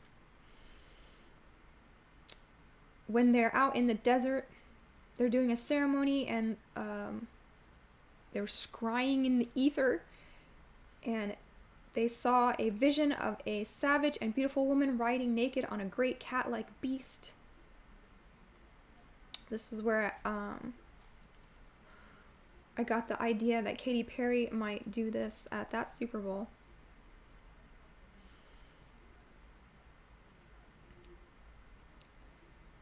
And yeah, we're talking about the reality of celebrities as cult leaders, right? And this started with, I would say maybe the first big, cult leader, spiritual as a celebrity would be Elvis. Not that he wanted to do that, but that's just something that happened.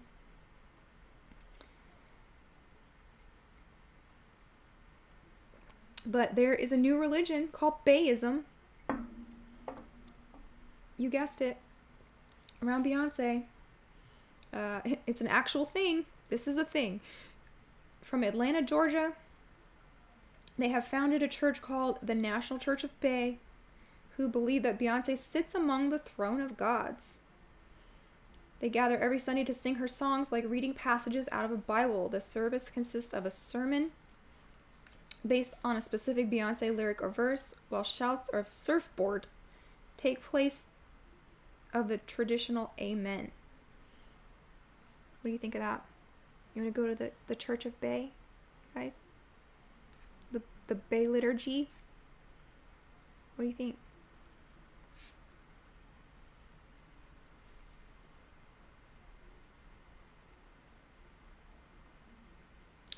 Church founder named Pauline John Andrews, known as Minister Diva, says, "We are very disappointed in the failure of the public to recognize the existence of a divine deity walking among them. Deities often walk the earth in their flesh form. Beyonce will transcend back to the spirit once her work here on Mother Earth has been completed. As our congregation continues to swell, we ask that you consider what is more real, an invisible spirit on high, or a walking, talking, breathing goddess who shows you her true form daily. Beyonce's spirit is entrancing. We know that she was sent to this place to spread love, peace, and joy. Open your mind to new possibilities, and you will see, just as we did, that Bay is a true higher power. Surfboard. We have published the Babel, and it will soon be available for free to the public. Donations have poured in. We will soon have enough to build a temple in honor of Mother Bay." Does that sound crazy?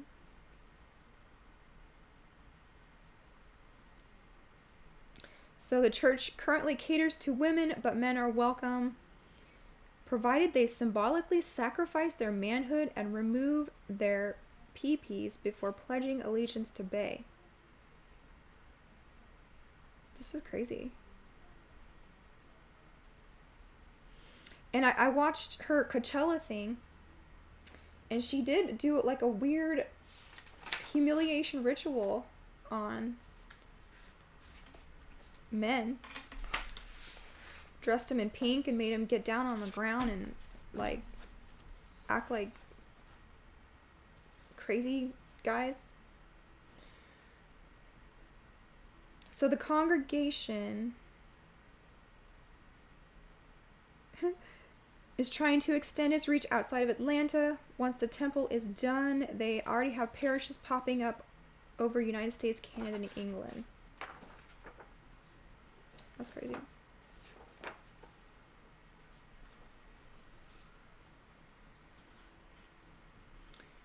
So, what I bet y'all didn't realize Beyonce had to do with science fiction, O.T.O, feminism, embodying the new goddess. We've been singing TLC, we've been singing Motown, Toni Braxton. It's time for some more donuts or super chats. I can do an impression of Jay. I don't even know what would it be?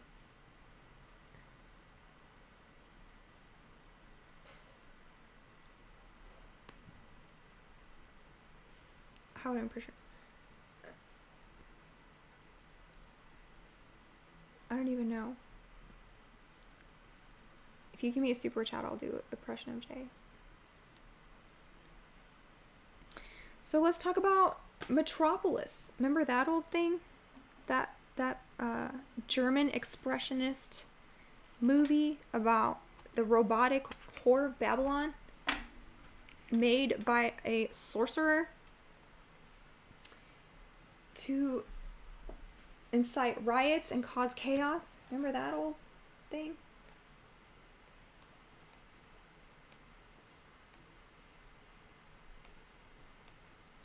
Let me see if I have... Oh yeah, here we go. So here's Beyonce in concert.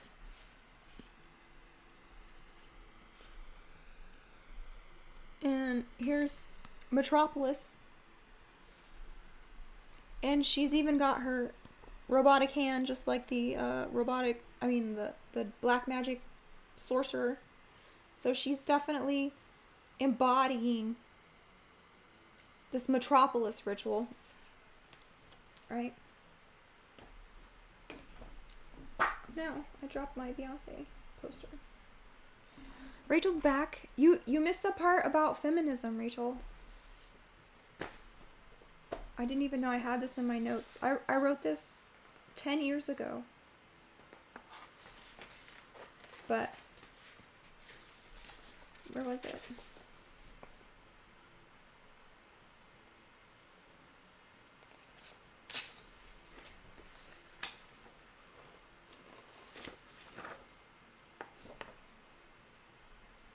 Here we go. I'll read it again for you. Just for you.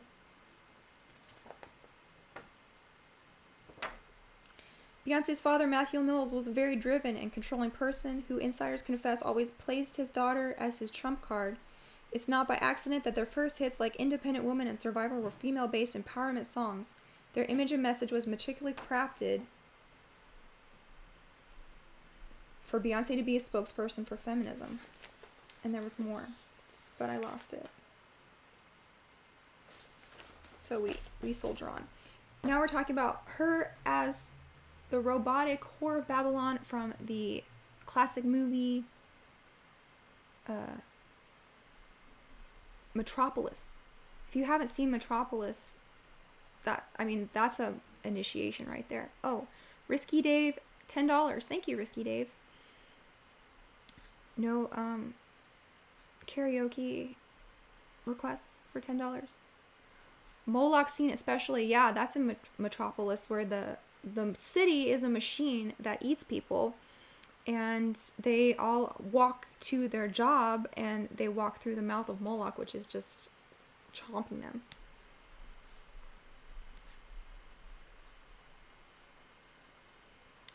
Yeah. $5 for a J impression. Oh gosh. Okay. Debate me. I don't know. Essence energy distinction.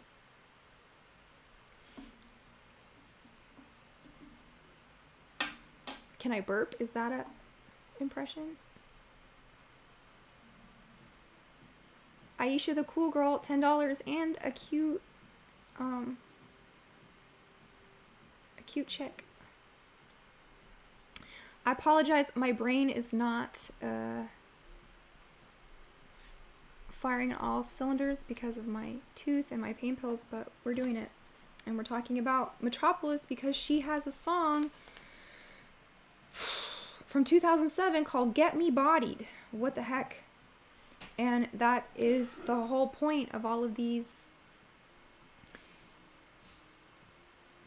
sex rituals, and voodoo is to get these spirits bodied, right? Do a Zuck impression. I'm Mark Zuckerberg for Meta.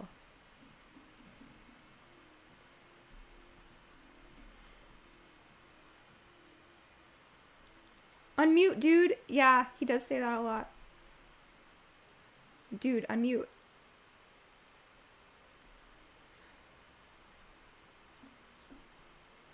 So Get Me Bodied at the 2007 BET Awards.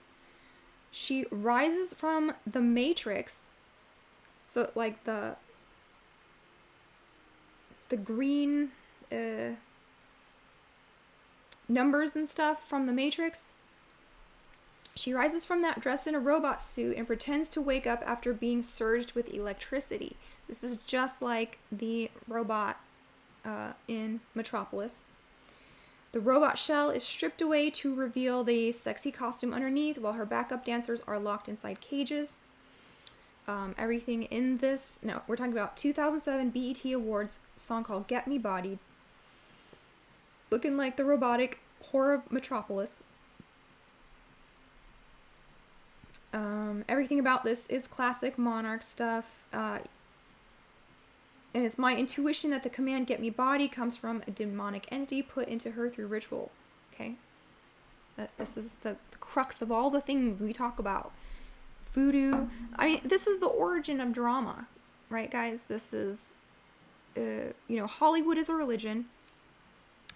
It's a composite of ancient religions called the Mysteries, who perform sacred dramas at stated periods, and mystery plays were a path of initiation and education to the public, right?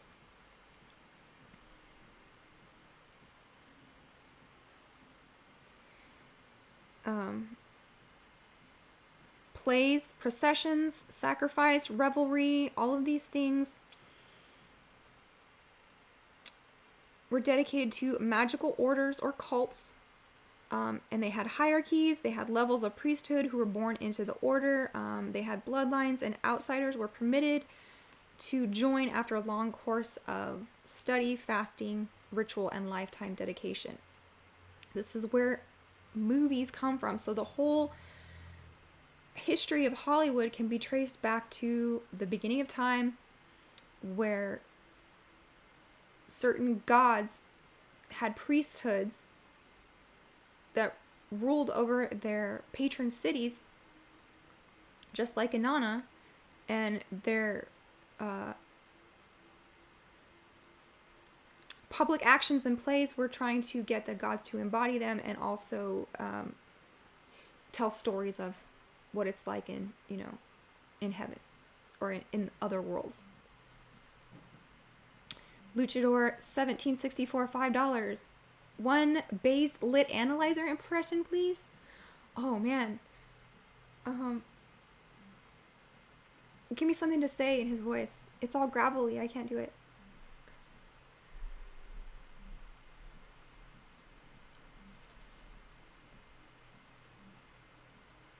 Based. No, how...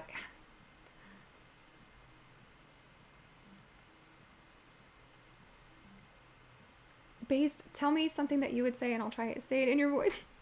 He's just laughing.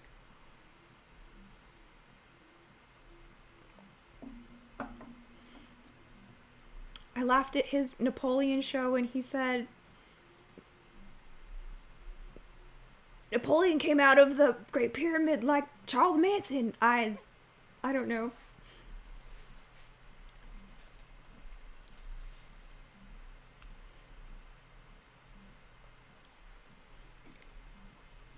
Okay. So the earliest gods were invoked by ritual acts and dance. One of the goals of this being possession. In many cases, initiation was a theatrical performance, and this is still true today. Okay, Rachel says, they're a bunch of pubverts. They're a bunch of pubverts. Is that how you say it? You gotta smoke a fake cig and try to hide it from the algorithms. They're just a bunch of pubverts. I don't know. Napoleon came out of the pyramid looking like Charles Manson. Pubverts.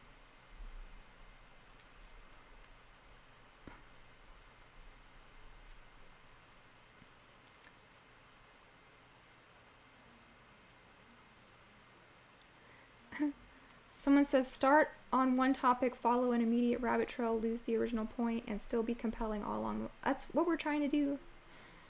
We're just talking all Beyonce and Jay-Z and old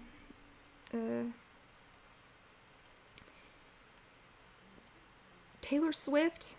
Oh, okay. Here's something. I don't know if I should play this on... Should I play it on live or not? Napoleon came out of the Great Pyramid with Chaz Manson. There were human-animal chimeras gestating on research farms even in the 19th century. Jamie, we're going to do Island of Dr. Moreau next. There it is.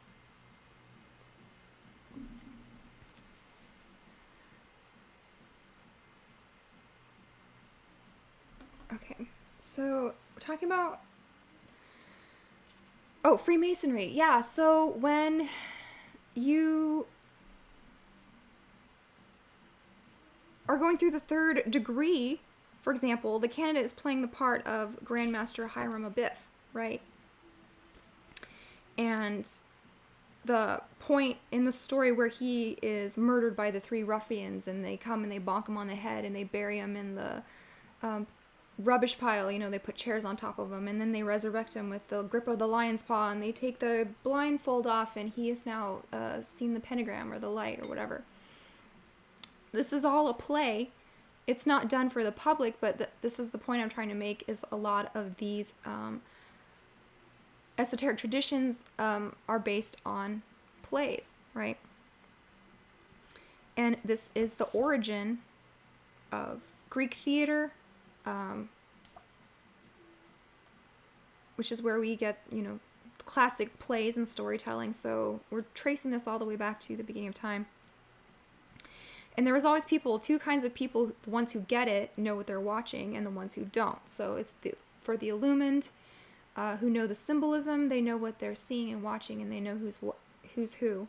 And then there's the general public who is non-initiated, and they don't know what they're watching. They're being programmed, right?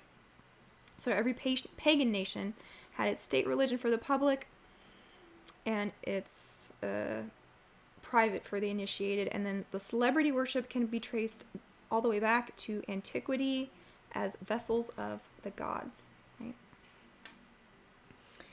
So we're still talking about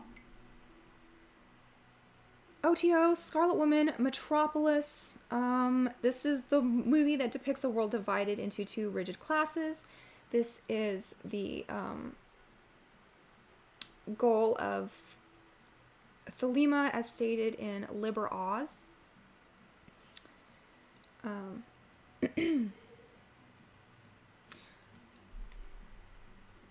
In Metropolis, there's the thinkers and the workers who cannot communicate with each other.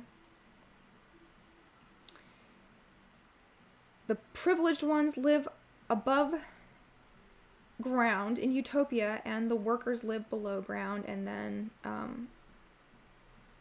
there is it's kind of involved for an old movie, but there's a scientist who creates a robot to send to the surface to create chaos. He creates her with technology and black magic. She's a devilish and sexually aggressive version of the good girl in the movie. She's sent to perform for the upper class at a decadent nightclub. She rises from the stage as the Beast of Revelation on the snaky head thing. Her erotic dancing sends the men into a lustful frenzy, causing them to brawl and commit unalives. So she just causes havoc on this whole civilization. Yeah, you just did a self-impression. That's meta.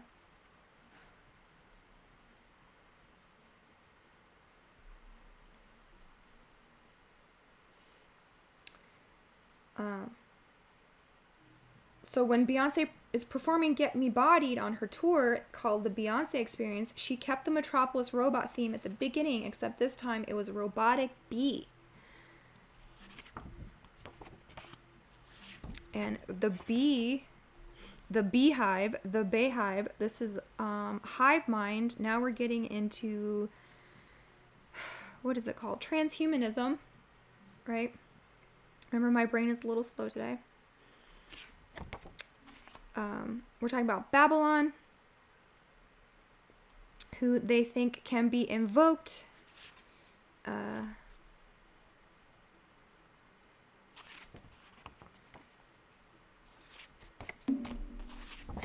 Beehive, androids. Oh man, there's just so much, you guys. Scientology. If you go to a lot of Masonic temples, you'll see the beehive symbolism everywhere. The book Metropolis is also required on the required reading list for members of the Temple of Set. That's interesting. And is the basis for many electronic, audiovisual, and ritual techniques. So this movie is about AI. It's about, AI bringing the apocalypse, right? Metropolis is. It is showing the dark alchemical science is a satanic endeavor to invert nature.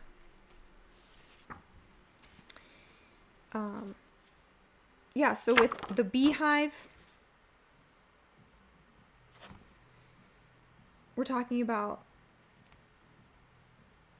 the occultists who are obsessed with the idea of creating a new man, or Ubermensch, The singularity is going to be when we're all hooked together, the neural links all hooked together, right? And we can be work like bees in a hive.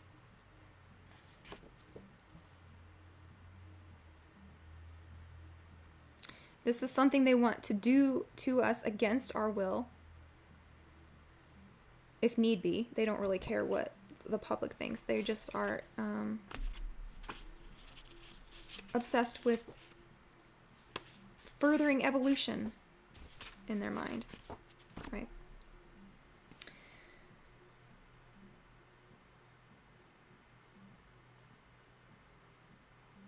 So when she sings Get Me Bodied on tour, she starts with a song. Well, she starts the song with a monologue. One who is too curious in observing the labor of bees will often be stung for his curiosity, so stand back, 'cause the queen bee's about to sting. So, I mean, I love bees, like actual bees, like real bees. I think they're amazing. I love honey. I love all the good things that come from bees. I don't think bees are bad, but I think the idea of a hive mind is pretty effed up. And this is what, Beyonce is embodying.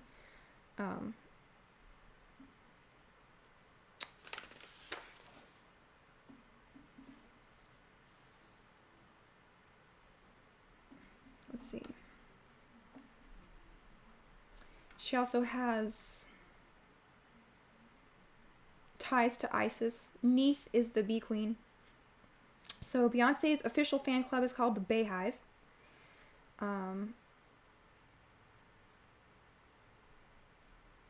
In third degree Freemasonry, bee worship has been passed down, and it symbolizes their levels of hierarchy. The beehive represents sun worship, purity, and virgin birth.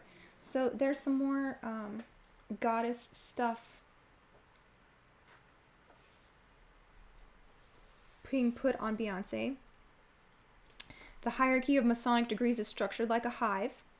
The hierarchy is designed for the greater good of the masters. The workers are there to protect and provide for the elite of the order. The lower members are considered the worker bees, whose sole duty is to collect the needed funds to sustain the hive while the drones and queens enjoy the ride.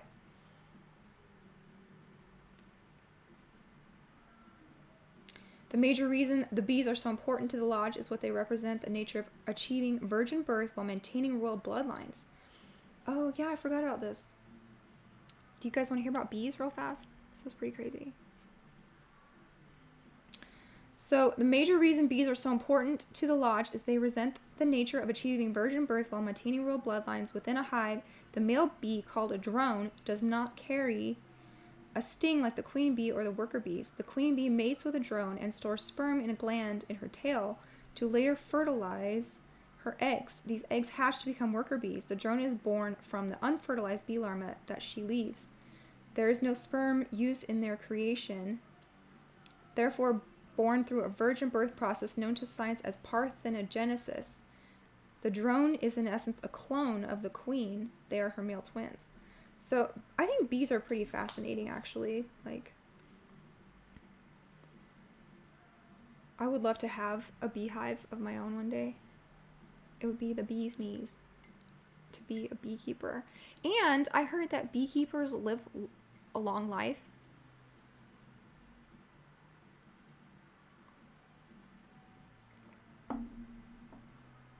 So bees used to be an emblem of French kings, major symbol of the Merovingian family. So now we're getting into some more. And do you remember they were doing all this stuff about Blue Ivy, like how she was royalty and stuff? Their daughter, Blue Ivy. So some people think the fleur-de-lis is actually a bee.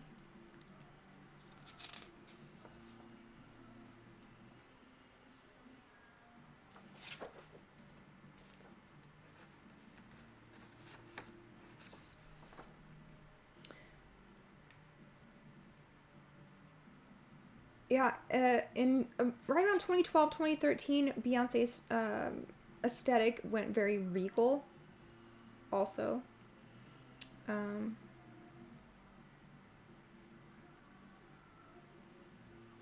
The World's End Boutique in London is owned by Dame Vivienne Westwood. I'm sure you guys have heard that designer, right? In 2013, Westwood was directed to design and issue a jewel-encrusted purple royal crown for Jay-Z and Beyonce's 17-month-old daughter, Blue Ivy, to authenticate that they belong to the remote British Crown's royal French bloodlines, and they even hired a French-speaking nanny to teach the baby. According to genealogist Blue Ivy and the royal baby of Prince William are 23rd cousins twice removed, a fact both families were happy to announce. Among all the outrageous theories surrounding the name of the baby, it probably just means she has bloodline, as royal are usually called blue bloods, and Ivy is a symbol of the generations. That's pretty crazy. So then, as part of her promotion for her shows at the O.T.O Arena in London, Beyonce made a video called Bow Down, where she plays the part of a queen putting on her regalia of Masonic medals and a picture of Jay-Z with the help of her servants.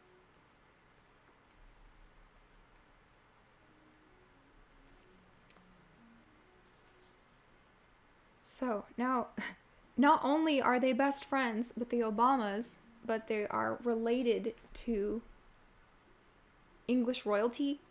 Have y'all heard anything like this before?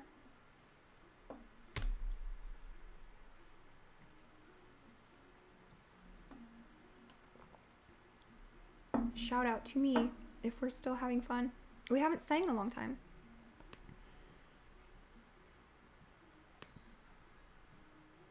No donuts. I'm really bad at impressions.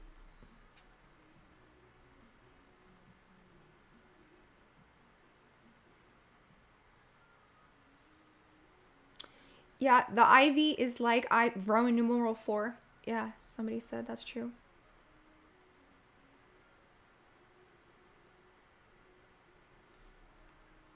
Yeah, Obama's an English royalty. I bet you didn't know all that about old Beyonce, and they call her Queen Bee for a reason. But she's not, a queen of anything. These are still people who are under control, probably, of, MK Ultra programming and the devil himself. So just like all of the other pop stars, her work is rife with the MK Ultra Monarch symbolism.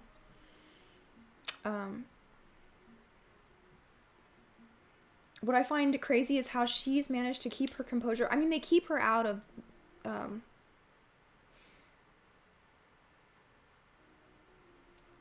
getting interviews and stuff. You don't see a lot of candid Beyonce. Everything about her is very curated.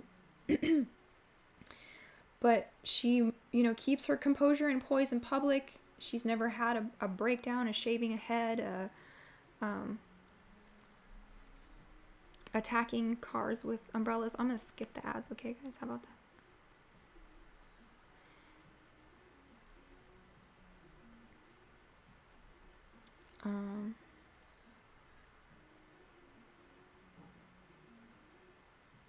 Her whole career is a masterclass in exercising control over her image and the conversations about it.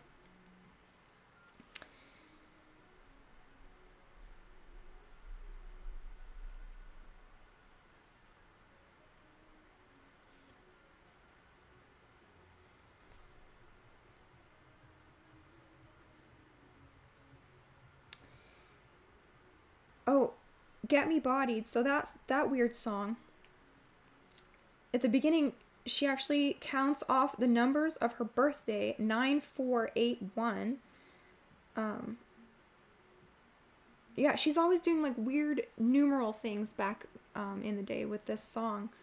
But there is this quote by Professor Corydon Hammond, who worked with mind control victims. And he said there's an identification code that people have. It will involve their birth date. It may involve places where they were programmed, and it will usually involve a number that will be their birth order, like 02 if they were second born. It will usually also involve a number that represents the number of generations in the cult. If they are bloodlines, I've seen up to 12 now, 12 generations. So,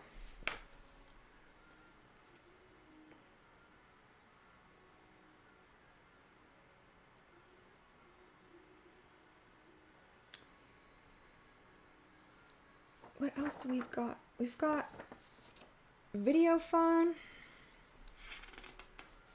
and telephone with Lady Gaga. If that's not a MK Ultra video, I don't know what is. Do we want to go over that whole thing? I don't think so. It was Ackerland, of course, Jonas Ackerland. Yeah, that's a pretty straightforward one. Ooh, Haunted. Okay, that's a weird one. Let's talk about Haunted. So this is from the self-titled album. It's about her dark subconscious and nightmarish experiences. Want to get into that one?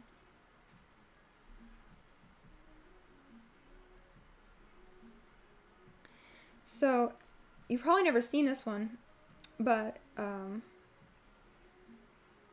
more than any of her other videos, this one is like pretty disturbing. It has a lot of references to ritual abuse and mind control. So in this video, she arrives at this like pristine hotel / residence, and she's dressed to the nines, signifying like, you know, the wealthy elite who are, you know, at the heart of this satanic ritual activity. There are multiple TVs with eyes watching her, so that's kind of weird. Like, the TV is watching you.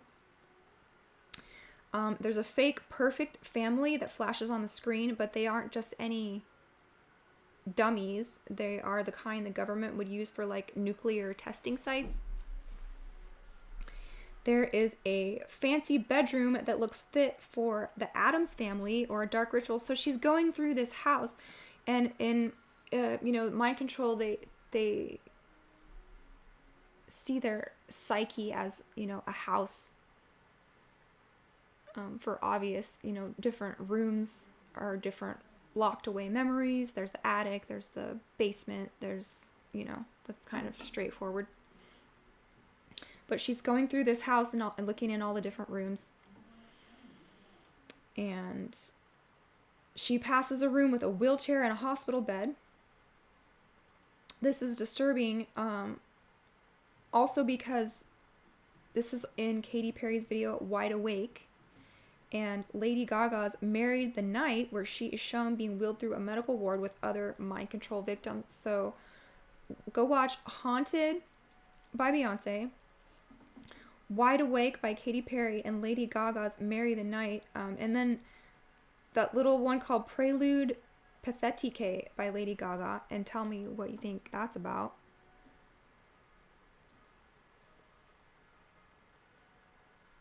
So Beyonce is walking down the hallway in Haunted. She looks in the rooms. Each scene is more bizarre and chilling than the last. There's a young girl that turns into a creepy old hag. There's a room full of thugs gambling. Oh, and thugs come from Kali. You guys, right? Everyone should know that by now. Worshippers of Kali were called thuggies. Right?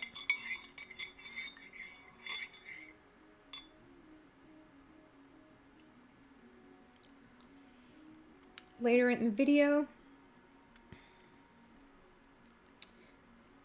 there's a room with nightmarish horned creatures, a room with creepy twins dressed in black and white, and a room full of Beyonce's faces on television screens with dominatrixes dancing for a man on the couch.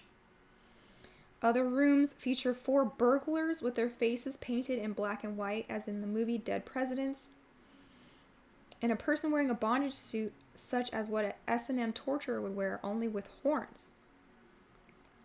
The hospital room flashes again, and this time there are 2 patients being attended to, one who looks like a rapper and the other a pop star who has a bandage around her head and a glassy look in her eyes. This is what are the kids watching these days? This is what they're watching. You know, so if Beyonce was groomed from her childhood to be in this Monarch program, then, you know, her father was most likely her handler. And her uncle comes back again, Larry Beyonce. To comment on her relationship with her dad and early rise to fame, he said she didn't want to be famous, she just wanted to be a normal child. She loved to watch cartoons and be with her friends. She was forced into singing. It took away her whole childhood. Everything was geared toward being famous. She used to get angry at her father a lot for taking away her childhood. That affected her. So Larry Beyonce's uncle, has hinted that she doesn't have a mind of her own and that she's easily intimidated by the men in her life. That's not very feminist of you, Beyonce. So that's so true. Like, so many of these girl bosses and these bad bitches and these slay queens, it's all cap. It's all fake. They are being groomed by the Jay-Z's and the Matthew Knowleses and whoever else. Someone says, was Beyonce from Boone, North Carolina? No, she's from Houston.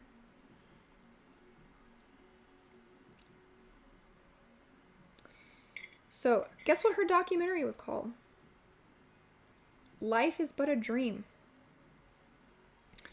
Beyonce said, my dad knew I needed his approval. She stated he would never give it to her and kept pushing her until she got better. She severed her professional relationship with her dad in 2011. Beyonce said, it took a while for me and my dad to have an understanding. When I turned 18, I started handling my business more. He went into shock and we had our issues. I'd say no to something and he'd book it anyway. So this is just like Jamie Spears. Right? Just like Britney's dad. Trying to take over.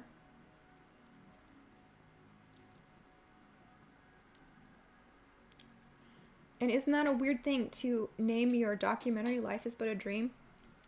I mean, if we're wrong about this Monarch MK Ultra stuff, I don't even know what's real anymore, because there's just so much overwhelming evidence. Yeah, Rachel says, like Britney's dream within a dream tour. Exactly.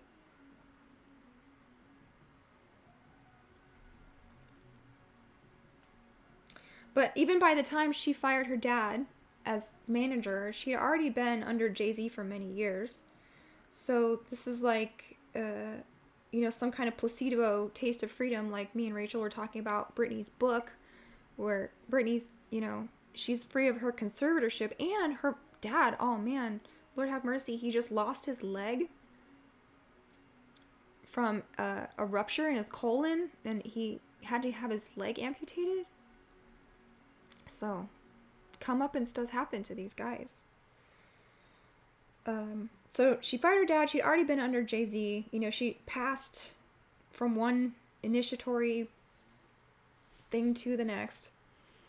And this is the taste of freedoms that some slaves think they're experiencing, such as like when Katy Perry sings Wide Awake and Britney sings Rebellion. But it's not that easy to get out of it. Beyonce sings a song called Upgrade You that came out on her B-Day album. Is about her entering another power level in the Monarch program, in my opinion. This is most likely time she was upgraded to a presidential model. Let's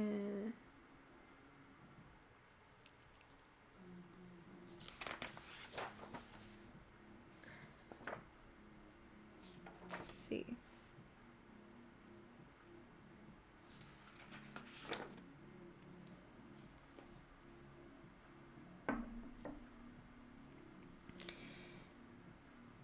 The relationship between a handler, a groomer, an initiator, and a victim, a person, a slave, is very weird.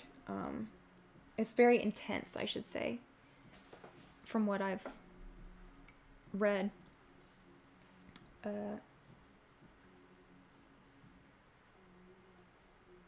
The programmers will do extreme torture, and then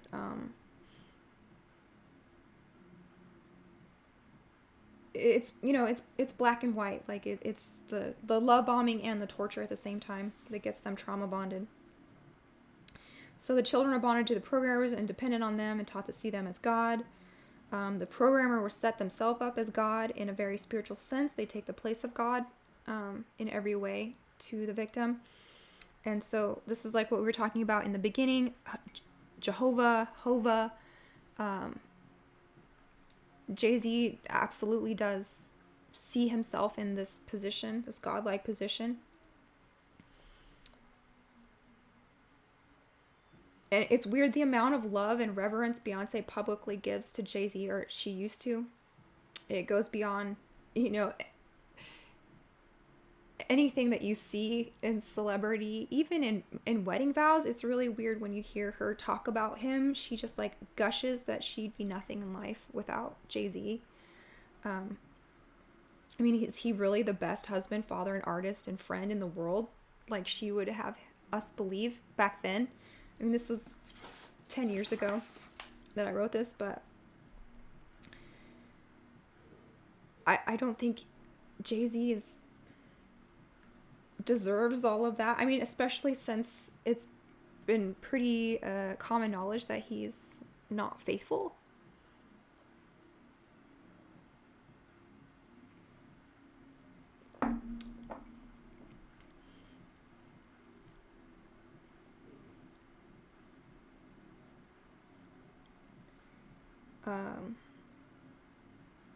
To hear all of Beyonce's like sexually aggressive songs about monogamy, you would think he was like the hottest lover in the world. I don't get that from him.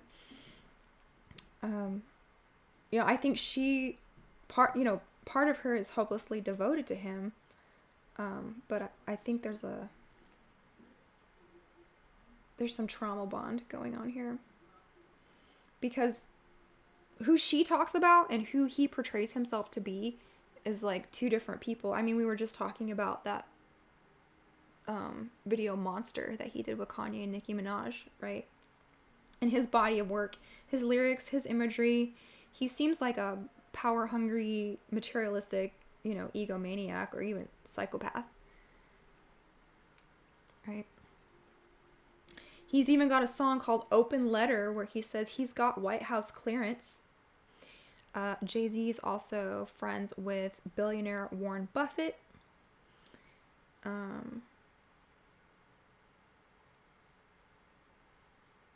Jay-Z once in 1999 pleaded guilty to stabbing a record executive who leaked his album. In his book Decoded, he notes that the incident was actually beneficial to his clothing business. He says, the hilarious thing, if any of this can be considered funny, is that Rocawear bubble coat I was wearing when they paraded me in front of the camera started flying off the shelves the last 3 weeks before Christmas. So, homeboy stabbed somebody. He's got a album called The Blueprint that was released on September 2001. I didn't know if y'all knew that he had released an album called Blueprint on that day. That's pretty crazy. That at least signifies that there's some kind of agenda being drawn up, right?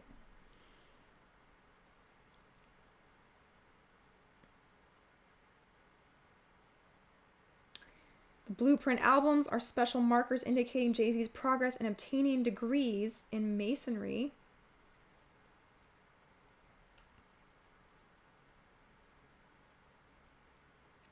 He released the Black Album featuring songs like Lucifer, which is about murder out of necessity of street life.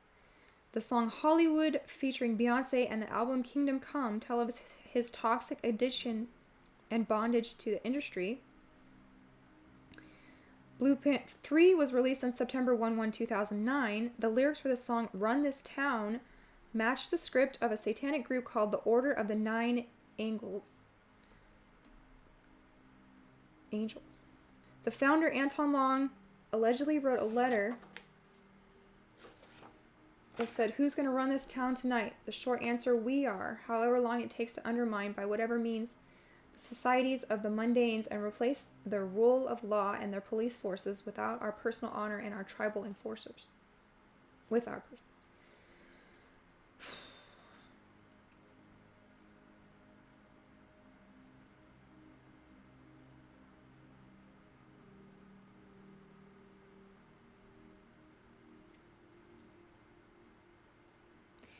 So these pop stars have to get so good at dissociation, being more people, being at least two or three different people. It must be easy for them when they're constantly waking up in new places with new looks. They're overworked. They're, exhausted, sleep deprived, food deprived. And they're betrayed. So he did have an affair. 2006 songs about lies and infidelity called Resentment. She sings, the lyrics say, I'll always remember feeling like I was no good, like I couldn't do it for you like your mistress could. I know she was attractive, but I was here first. Been riding with you for 6 years. Why did I deserve to be treated this way by you? I gotta look in her eyes and see she's had half of me.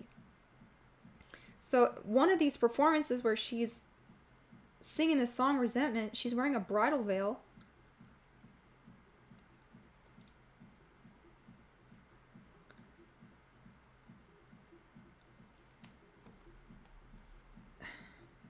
She sang it for the Pasadena Rose Bowl. I'll always remember feeling like I was no good. Like I couldn't do it for you like that whack bitch could. Been riding with you for 12 years. I gotta look in her eyes and see she's had half of me. She ain't even half of me. That bitch will never be. So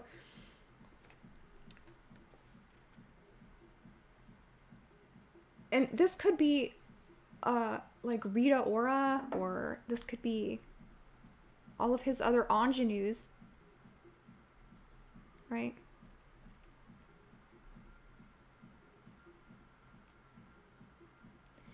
Who is Becky with the good hair? Yeah.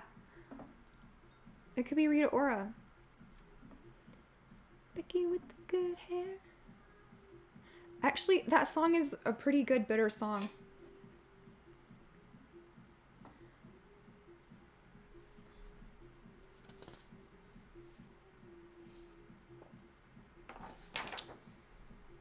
So much, you guys. We're not even, I don't know. There's more. Should we keep going? Are we having fun? Send me some donuts and hearts and songs if we should keep talking about Queen Bee Beyonce, because I haven't even gotten to her live concert renaissance yet.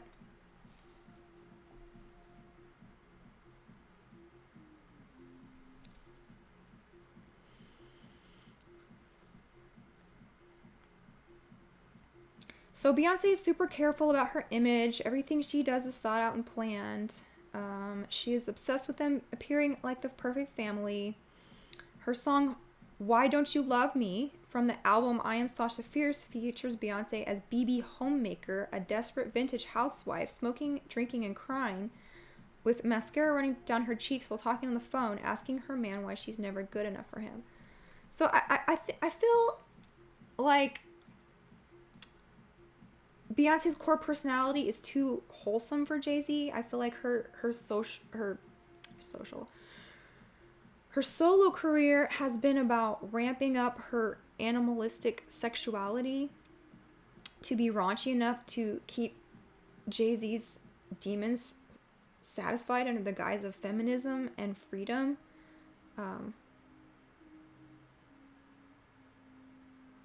There could be so much going on here, just because of the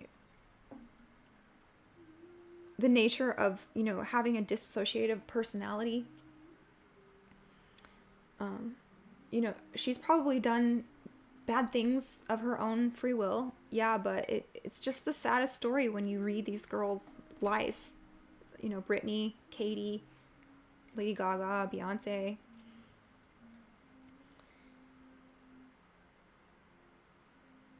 There's a song called Partition. You want to talk about that video for a second? Poor Beyonce getting cheated on. That's why nobody's safe. Like, you could literally be a goddess incarnated on the earth and super beautiful and talented, and you'll still get cheated on. Like, even Shakira got cheated on. Remember that? She found out because someone was eating her jelly, And she knew that her husband didn't like the jelly, and she's like, who's been eating this jelly? So, yeah. Baselit said, Beyonce and T Swift carry the entire pop music industry. Yeah.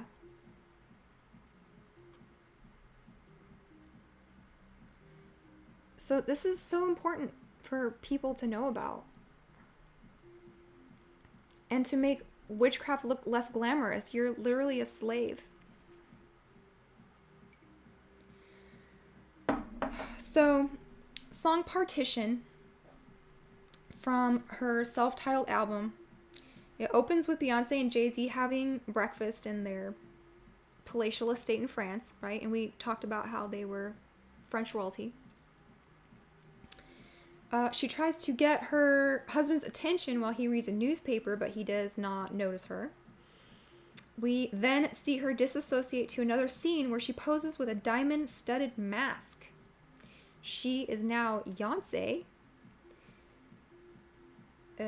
her alternate personality, who is even more sexually aggressive than Sasha Fierce was, if you can imagine. The lyrics of the song are about Beyonce having to fulfill her husband's insatiable desires in the limousine and having to dissociate and become Beyonce to get the job done and not wanting the driver to know what's happening. So she's queen of the world, but she still has to get on her knees to satisfy Jay-Z whenever he wants. And the lyrics say, driver, roll up the partition, please. I don't need you seeing Beyonce on her knees. Took 45 minutes to get all dressed up. We ain't even gonna make it to this club. Now my mascara's running, red lipstick smudge. Oh, he's so horny. Yeah, that's spicy. He popped all my buttons and he ripped my blouse. He Monica Lewinsky'd all on my gown. I just want to be the girl you like, the kind of girl you like. Take all of me. I just want to be the girl you like.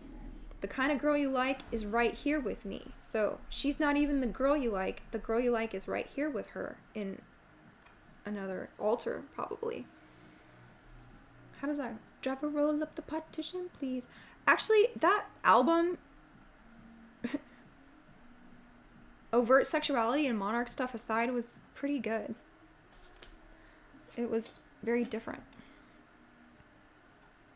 Are we still having fun?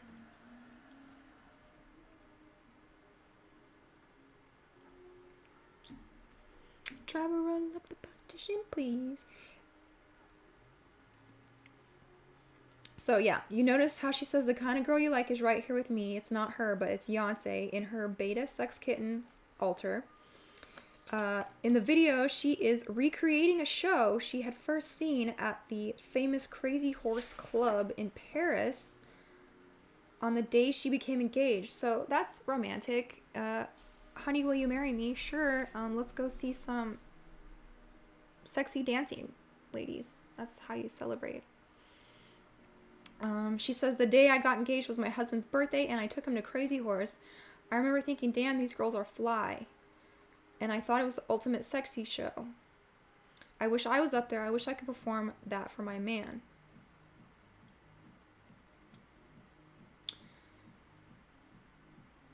So if you don't think Jay-Z has problems with other women, check out the lyrics of Beyonce's song, Mine. So this feminism, this women's lib, this sexual ideology, as we have seen over and over, has always been one of the most sophisticated weapons against humanity. You know, if you want control of a group of people or nation, all you have to do is destroy the moral and political freedom by preying on their sexual weaknesses. We've discussed this a lot. You know, that book, Libido Dominandi, is such a good foundation for understanding what's going on. E. Michael Jones says, he who controls the sexual mores of women controls the state. That is the first lesson of sexual politics. And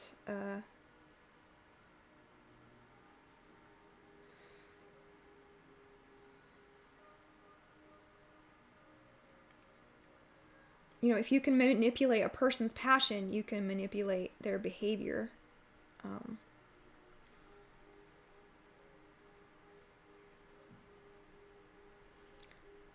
Ooh, this is weird. You want to hear this note? It's so weird. Norman Oosterbrook, the former bodyguard for Jay-Z, Beyonce, and Blue Ivy, was shot dead by police this summer during a naked, drug-fueled rampage in Miami. Oosterbrook was also accused of pleasuring himself to photos of Beyonce and Blue Ivy, for which he was fired. Weird.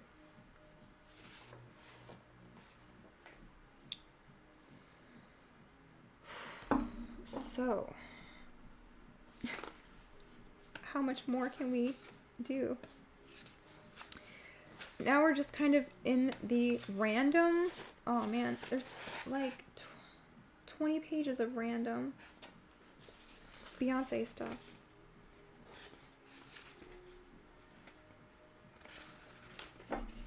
Keep going. Gonna need some more donuts. My tooth's hurting. So is Beyonce the mistress of the universe? Is she Isis? Is she Scarlet Woman? Is she New Isis, the crowned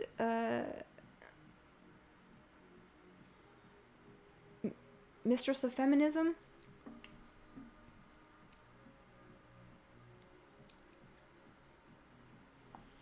Every time she goes on Oprah, we all know Oprah, it seems like Oprah can't contain her adoration. Oprah says, "I think of you as the rule the world. You are the preeminent mistress of the universe." So that was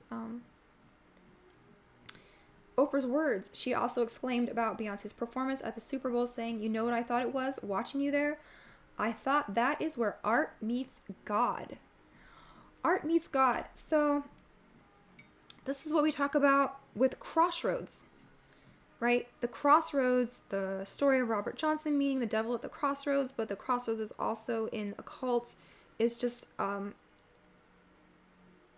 where God meets man, right? And Oprah is saying that art is meeting God through Beyonce.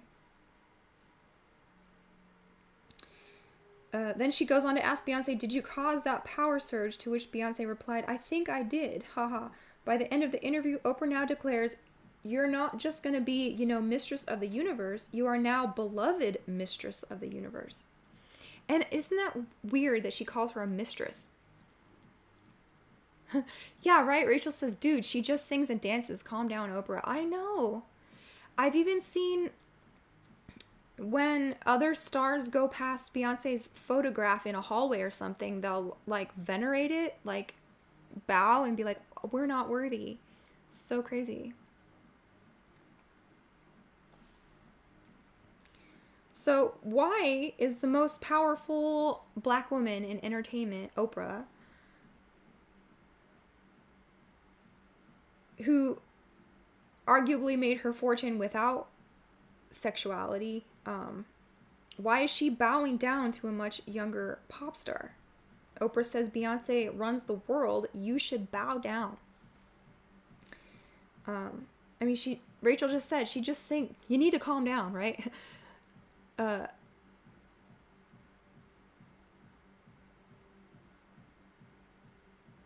Has she been made into something greater through magic, ritual, and public exposure? And that's what we are getting at tonight. Who's also known as the mistress of the universe, not the wife even of the universe, the mistress of the universe.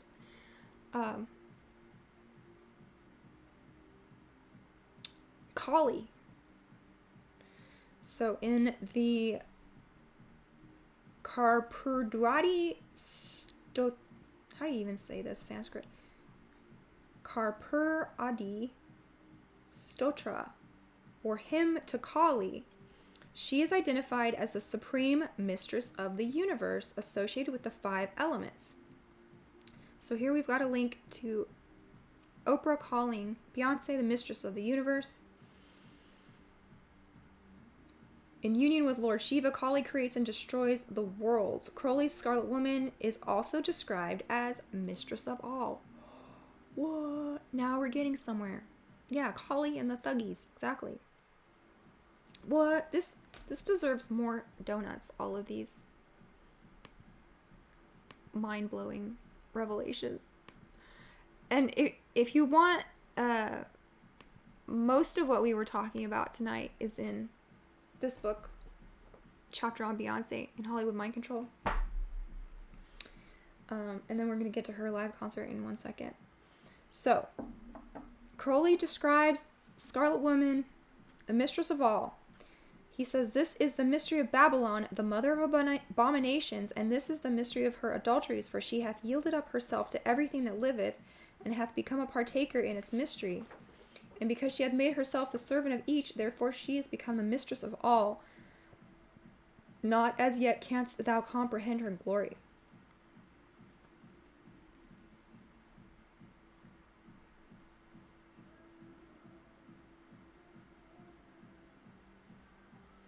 Speaking of mistresses, a 2014 former model Olivia McFowler, who goes by the name Liv, released a song called Sorry Miss Carter about her interactions with Jay-Z.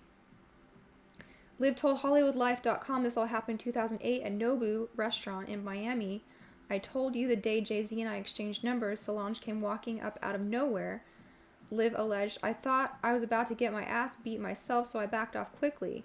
She has been guarding her sister's property since day one. Bae doesn't even have to say anything. Solange is a beast. That's funny.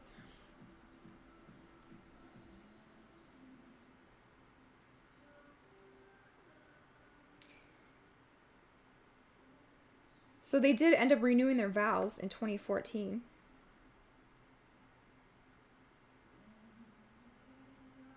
And then they did that On the Run tour.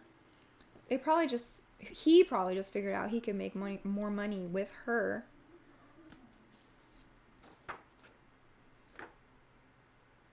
Oprah doesn't just love Beyonce, she loves Jay-Z. In her new show, it's old now, but she had a show called Masterclass. Jay-Z was her first guru on successful living.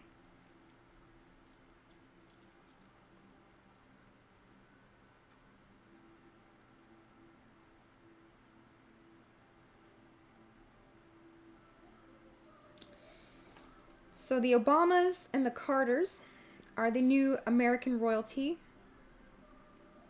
Us Magazine says in 2014 that Beyonce had beat Oprah on the Forbes Celebrity on 100 list.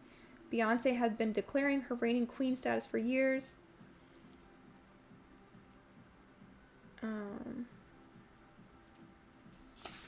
Breaking records, making money.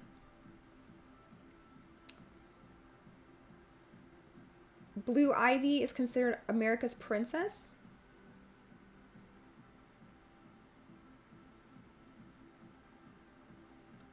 The pop culture said when Blue Ivy was born, or the media said that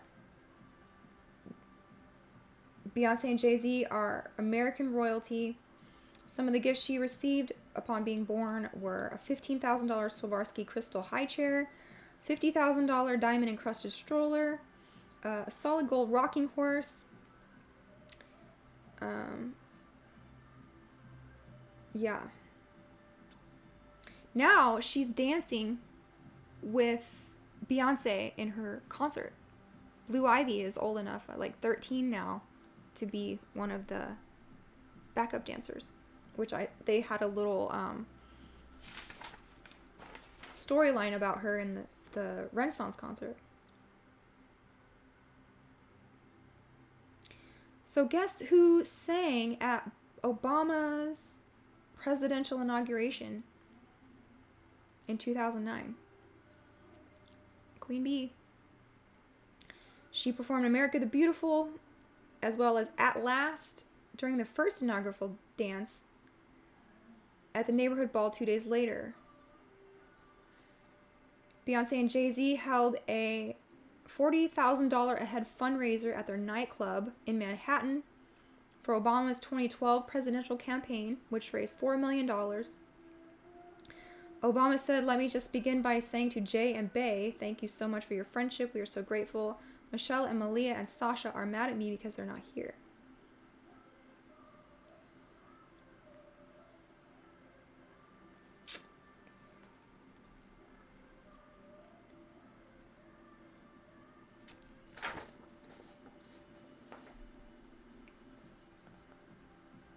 So here's Jay-Z pretty much spearheading the campaign for the Obamas, making impassioned pleas for people to vote, likening him to Rosa Parks.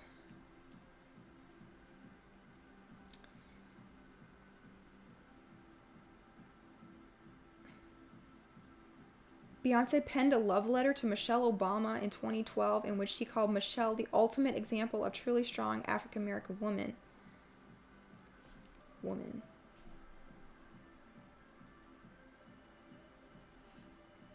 So I just have a timeline of all of the Obamas and the Carters and how they acted like American royalty during this whole time. It's stupid. Do you remember when there was that scandal about her baby bump?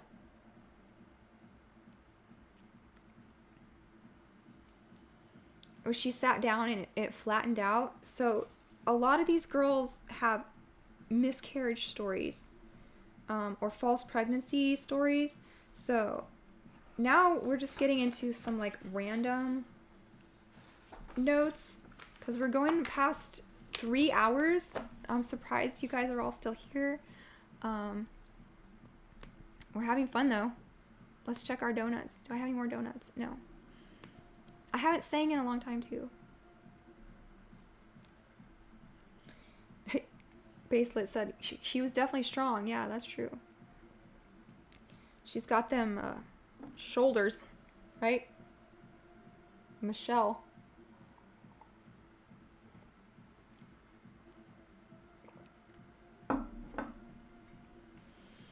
But there have been reports. Now, these are unsubstantiated stuff. I'm going to just like go over this real fast. There might have been a miscarriage at 14. She did have one sometime around 2010 or 2011, describing it as the saddest thing she'd ever been through. She returned to the studio and wrote music in order to cope with the loss. In April 2011, Beyonce and Jay-Z traveled to Paris in order to shoot the album cover for her and she would fall unexpectedly pregnant here. The Miss Carter show world tour featured royal themes with a singer emulating different queens throughout her fashion, for which she collaborated with numerous designers and fashion houses. Yeah, American royalty. That's why I did a talk in Free Your Mind conference in 2016 about the royalty programming.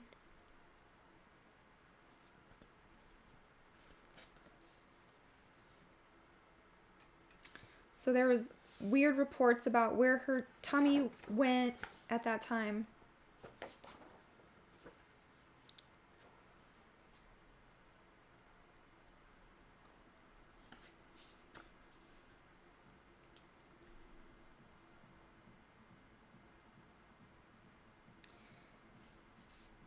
Let's see.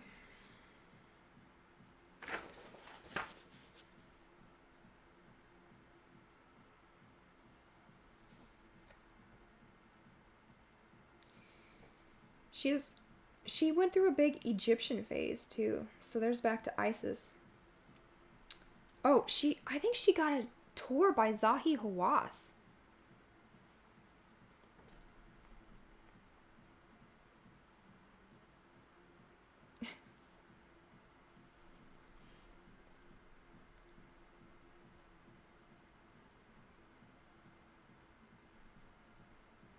The background set Beyonce used for her special A Night with Beyonce is 3 pyramids in the form of Pharaoh's temples and sings I Was Here.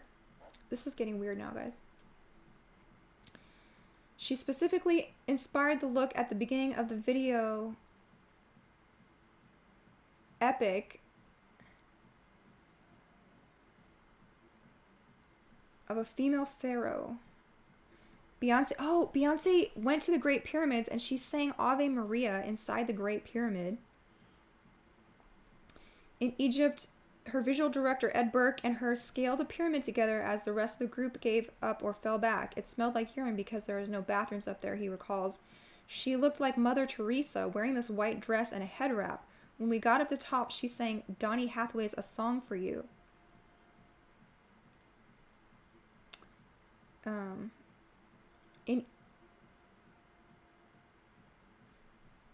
Yeah. So why is she singing Ave Maria inside the pyramid?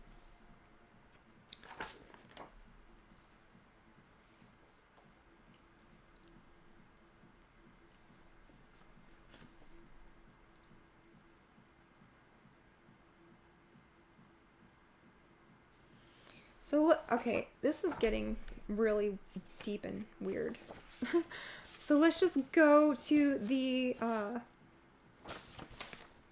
concert, and then I think we'll have to wrap it up. Maybe we'll do part 2, but it's just talking about trans-Plutonian magic and new ISIS and stuff.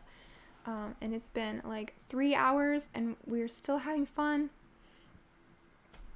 So, Beyonce Renaissance 2023. Oh, I forgot to mention Lemonade and that whole thing on her album Lemonade, where she definitely went through like some kind of voodoo initiation. Where did I put that? Here we go. A poem called Denial. She talks about fasting for 60 days, wearing white, abstaining from mirrors, abstaining from sex. This is the things that you have to go to when you're trying to become a voodoo priestess. I slept on a mat on the floor. I levitated. I confessed my sins. I whipped my own back. I drank the blood and drank the wine. I crossed myself and thought I saw the devil. I bathed in bleach and plugged my menses with the pages from the holy book.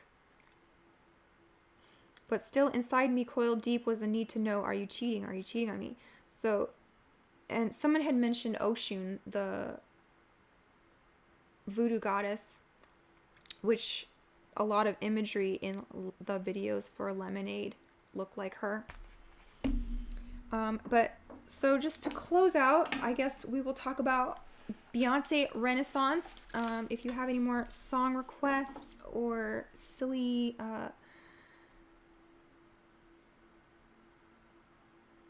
impressions that you want me to do, I'll do my best.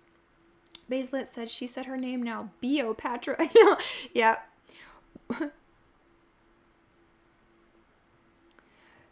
That has been America's secret destiny from day one. Okay, now you guys are getting deep because Secret Destiny of America, Manly P. Hall, the first chapter, has the Akhenaten Egyptian family sitting on the throne of the world. We should go back and do that book.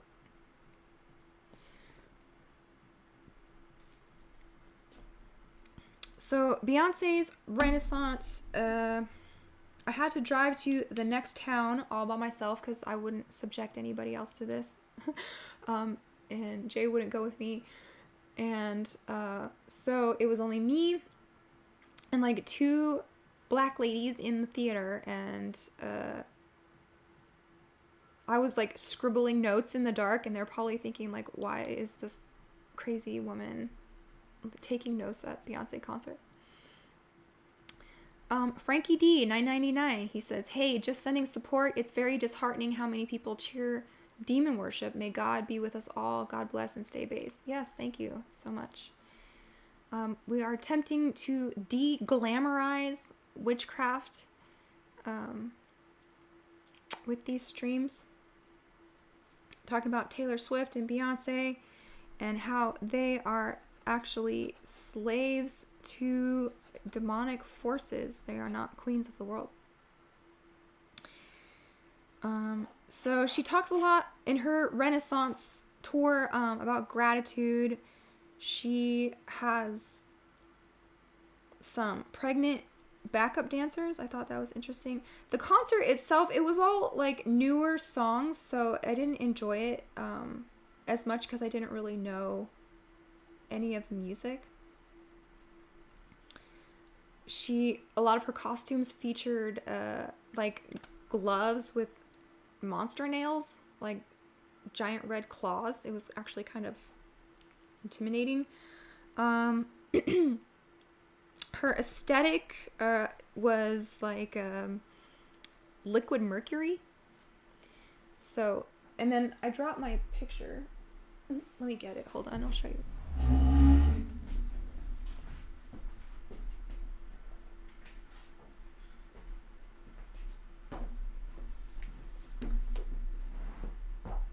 I dropped my book.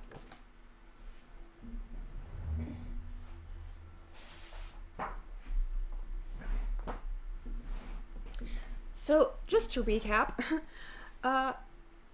we've been talking about goddesses of the O.T.O, which form the basis for science fiction, craze in America, which goes into transhumanism, hive mind, Neuralink,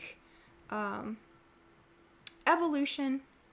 I've given you some highlights from my live talk, and of course this imagery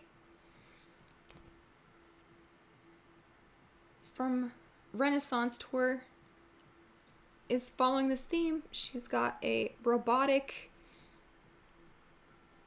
helmet, I don't know, mind control helmet that has these arms that control her, looks like, you know, maybe her heart chakra and her root chakra. She came out looking like old pictures of Semiramis from Alexander Hislop's Two Babylons. So definitely some goddess imagery. She's got the claws. The whole thing is like disco balls. There is an eclipse, and she talks about how Renaissance means rebirth. And I'm going to try and find one of the images that flash. Like, so the stage is set up like a big, just a giant screen that you can change. Oh man, where is that? Here it is. And here's one of the pictures. So you are literally going through a portal between her legs. If you can see that, hold it up. And they're talking about eclipses and rebirth. So there's a stage with the portal between Beyonce's legs.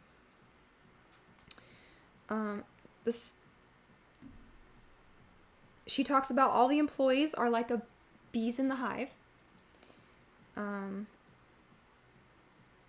She's riding the pale horse. She does the Metropolis android imagery, and is saying she is part of the machine. She's got the rays behind her head. She sings a song called Cozy, I Love Myself. She's saying Sweet Dreams and Alien Superstar. So, O.T.Os, there it again. Making contact with E.T. through sex rituals. She's got moon, stars, and Saturn symbolism going on. She's got rocket and rocket imagery. So if you know anything about rocketry and Jack Parsons and O.T.O and L. Ron Hubbard. She talks about how time shapes our subconscious and how we've become machines, and time is the battery source. And then she says, I'm not a machine. The horse that she puts in the show, it looks a lot like that Denver airport horse. You know, the creepy one that fell on its creator and killed him. Motown Christmas goes hard, by the way. What is that?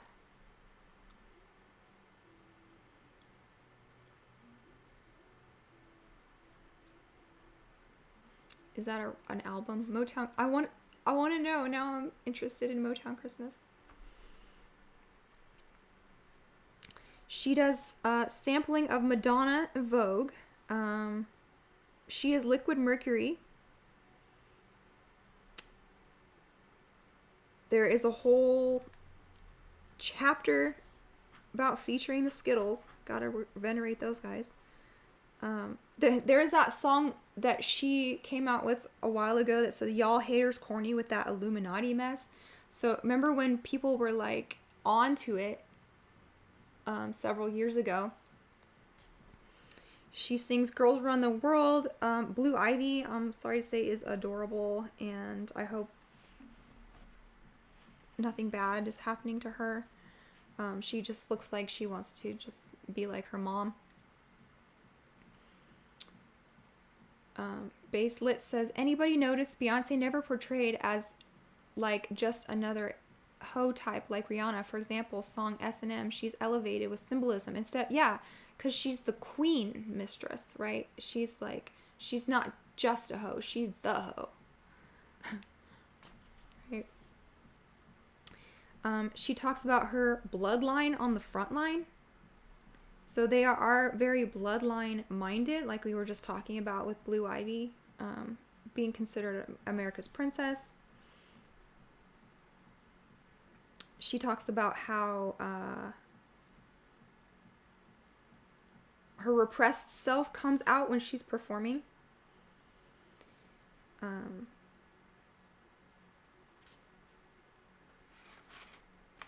She has some Venus imagery in a clam. That was just in what song?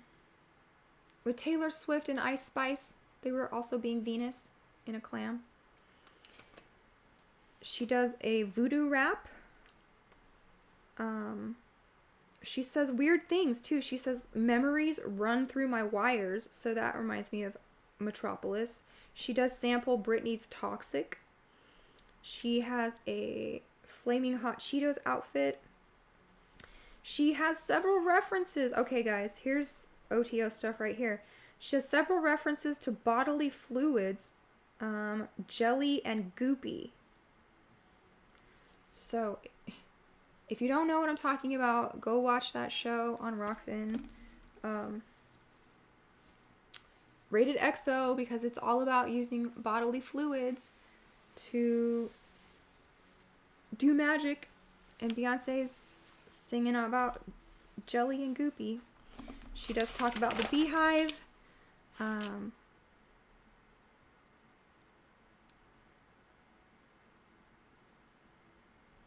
It's very house music / Motown. I did enjoy her Coachella concert better than Renaissance. But you can definitely see she talks about transfer of energy, just like Taylor Swift, all these crowds, the worship. She ends on a floating pale horse and flies with a drone. At the end, she says, I have transitioned into a new animal. So go watch that show. I'm telling you, you have to learn about O.T.O, activism, and how they view evolution and animals, really. So I think that's enough. I think 3.5 hours of Beyonce, we covered it all, almost. All the feminism, all the Metropolis, all of the royalty programming, all of the new Isis, goddess for a new age. Beyonce cannot be counted out. I know that Taylor Swift is eclipsing her right now, but I don't think we have seen all that we are going to see from Queen Bee. And if there are no more song requests or super chats, I want to thank the mods so much. You guys always make me feel loved. And let me check the donuts one more time. Thank you all for coming. I know this was long, but I had fun, and my tooth is hurting now, so. Okay, no more donuts. And do Kanye next. Okay. Maybe. Who can we do next? I have Katy Perry all ready to go. I've never done a Lady Gaga. Somebody asked for Billie Eilish.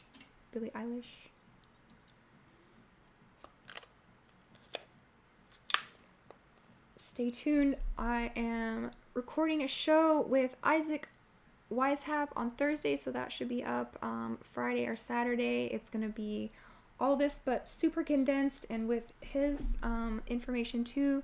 Frankie D499 says 3 hours on that J training program, taking the She Legit chalk. Actually, I did take a She Legit today, and that's probably the only reason that I can do this on the little pain pill that I took too, because ashwagandha helps your mood, She Legit helps your brain, Tomcat helps your hormones. He's been taking this Chad mode, and he's been very Chad lately. If you want to go and get that, it's promo code J50. Oh, I just noticed this even has a little Chad inside that. But yeah, thank you all for coming, and I'll see you next time.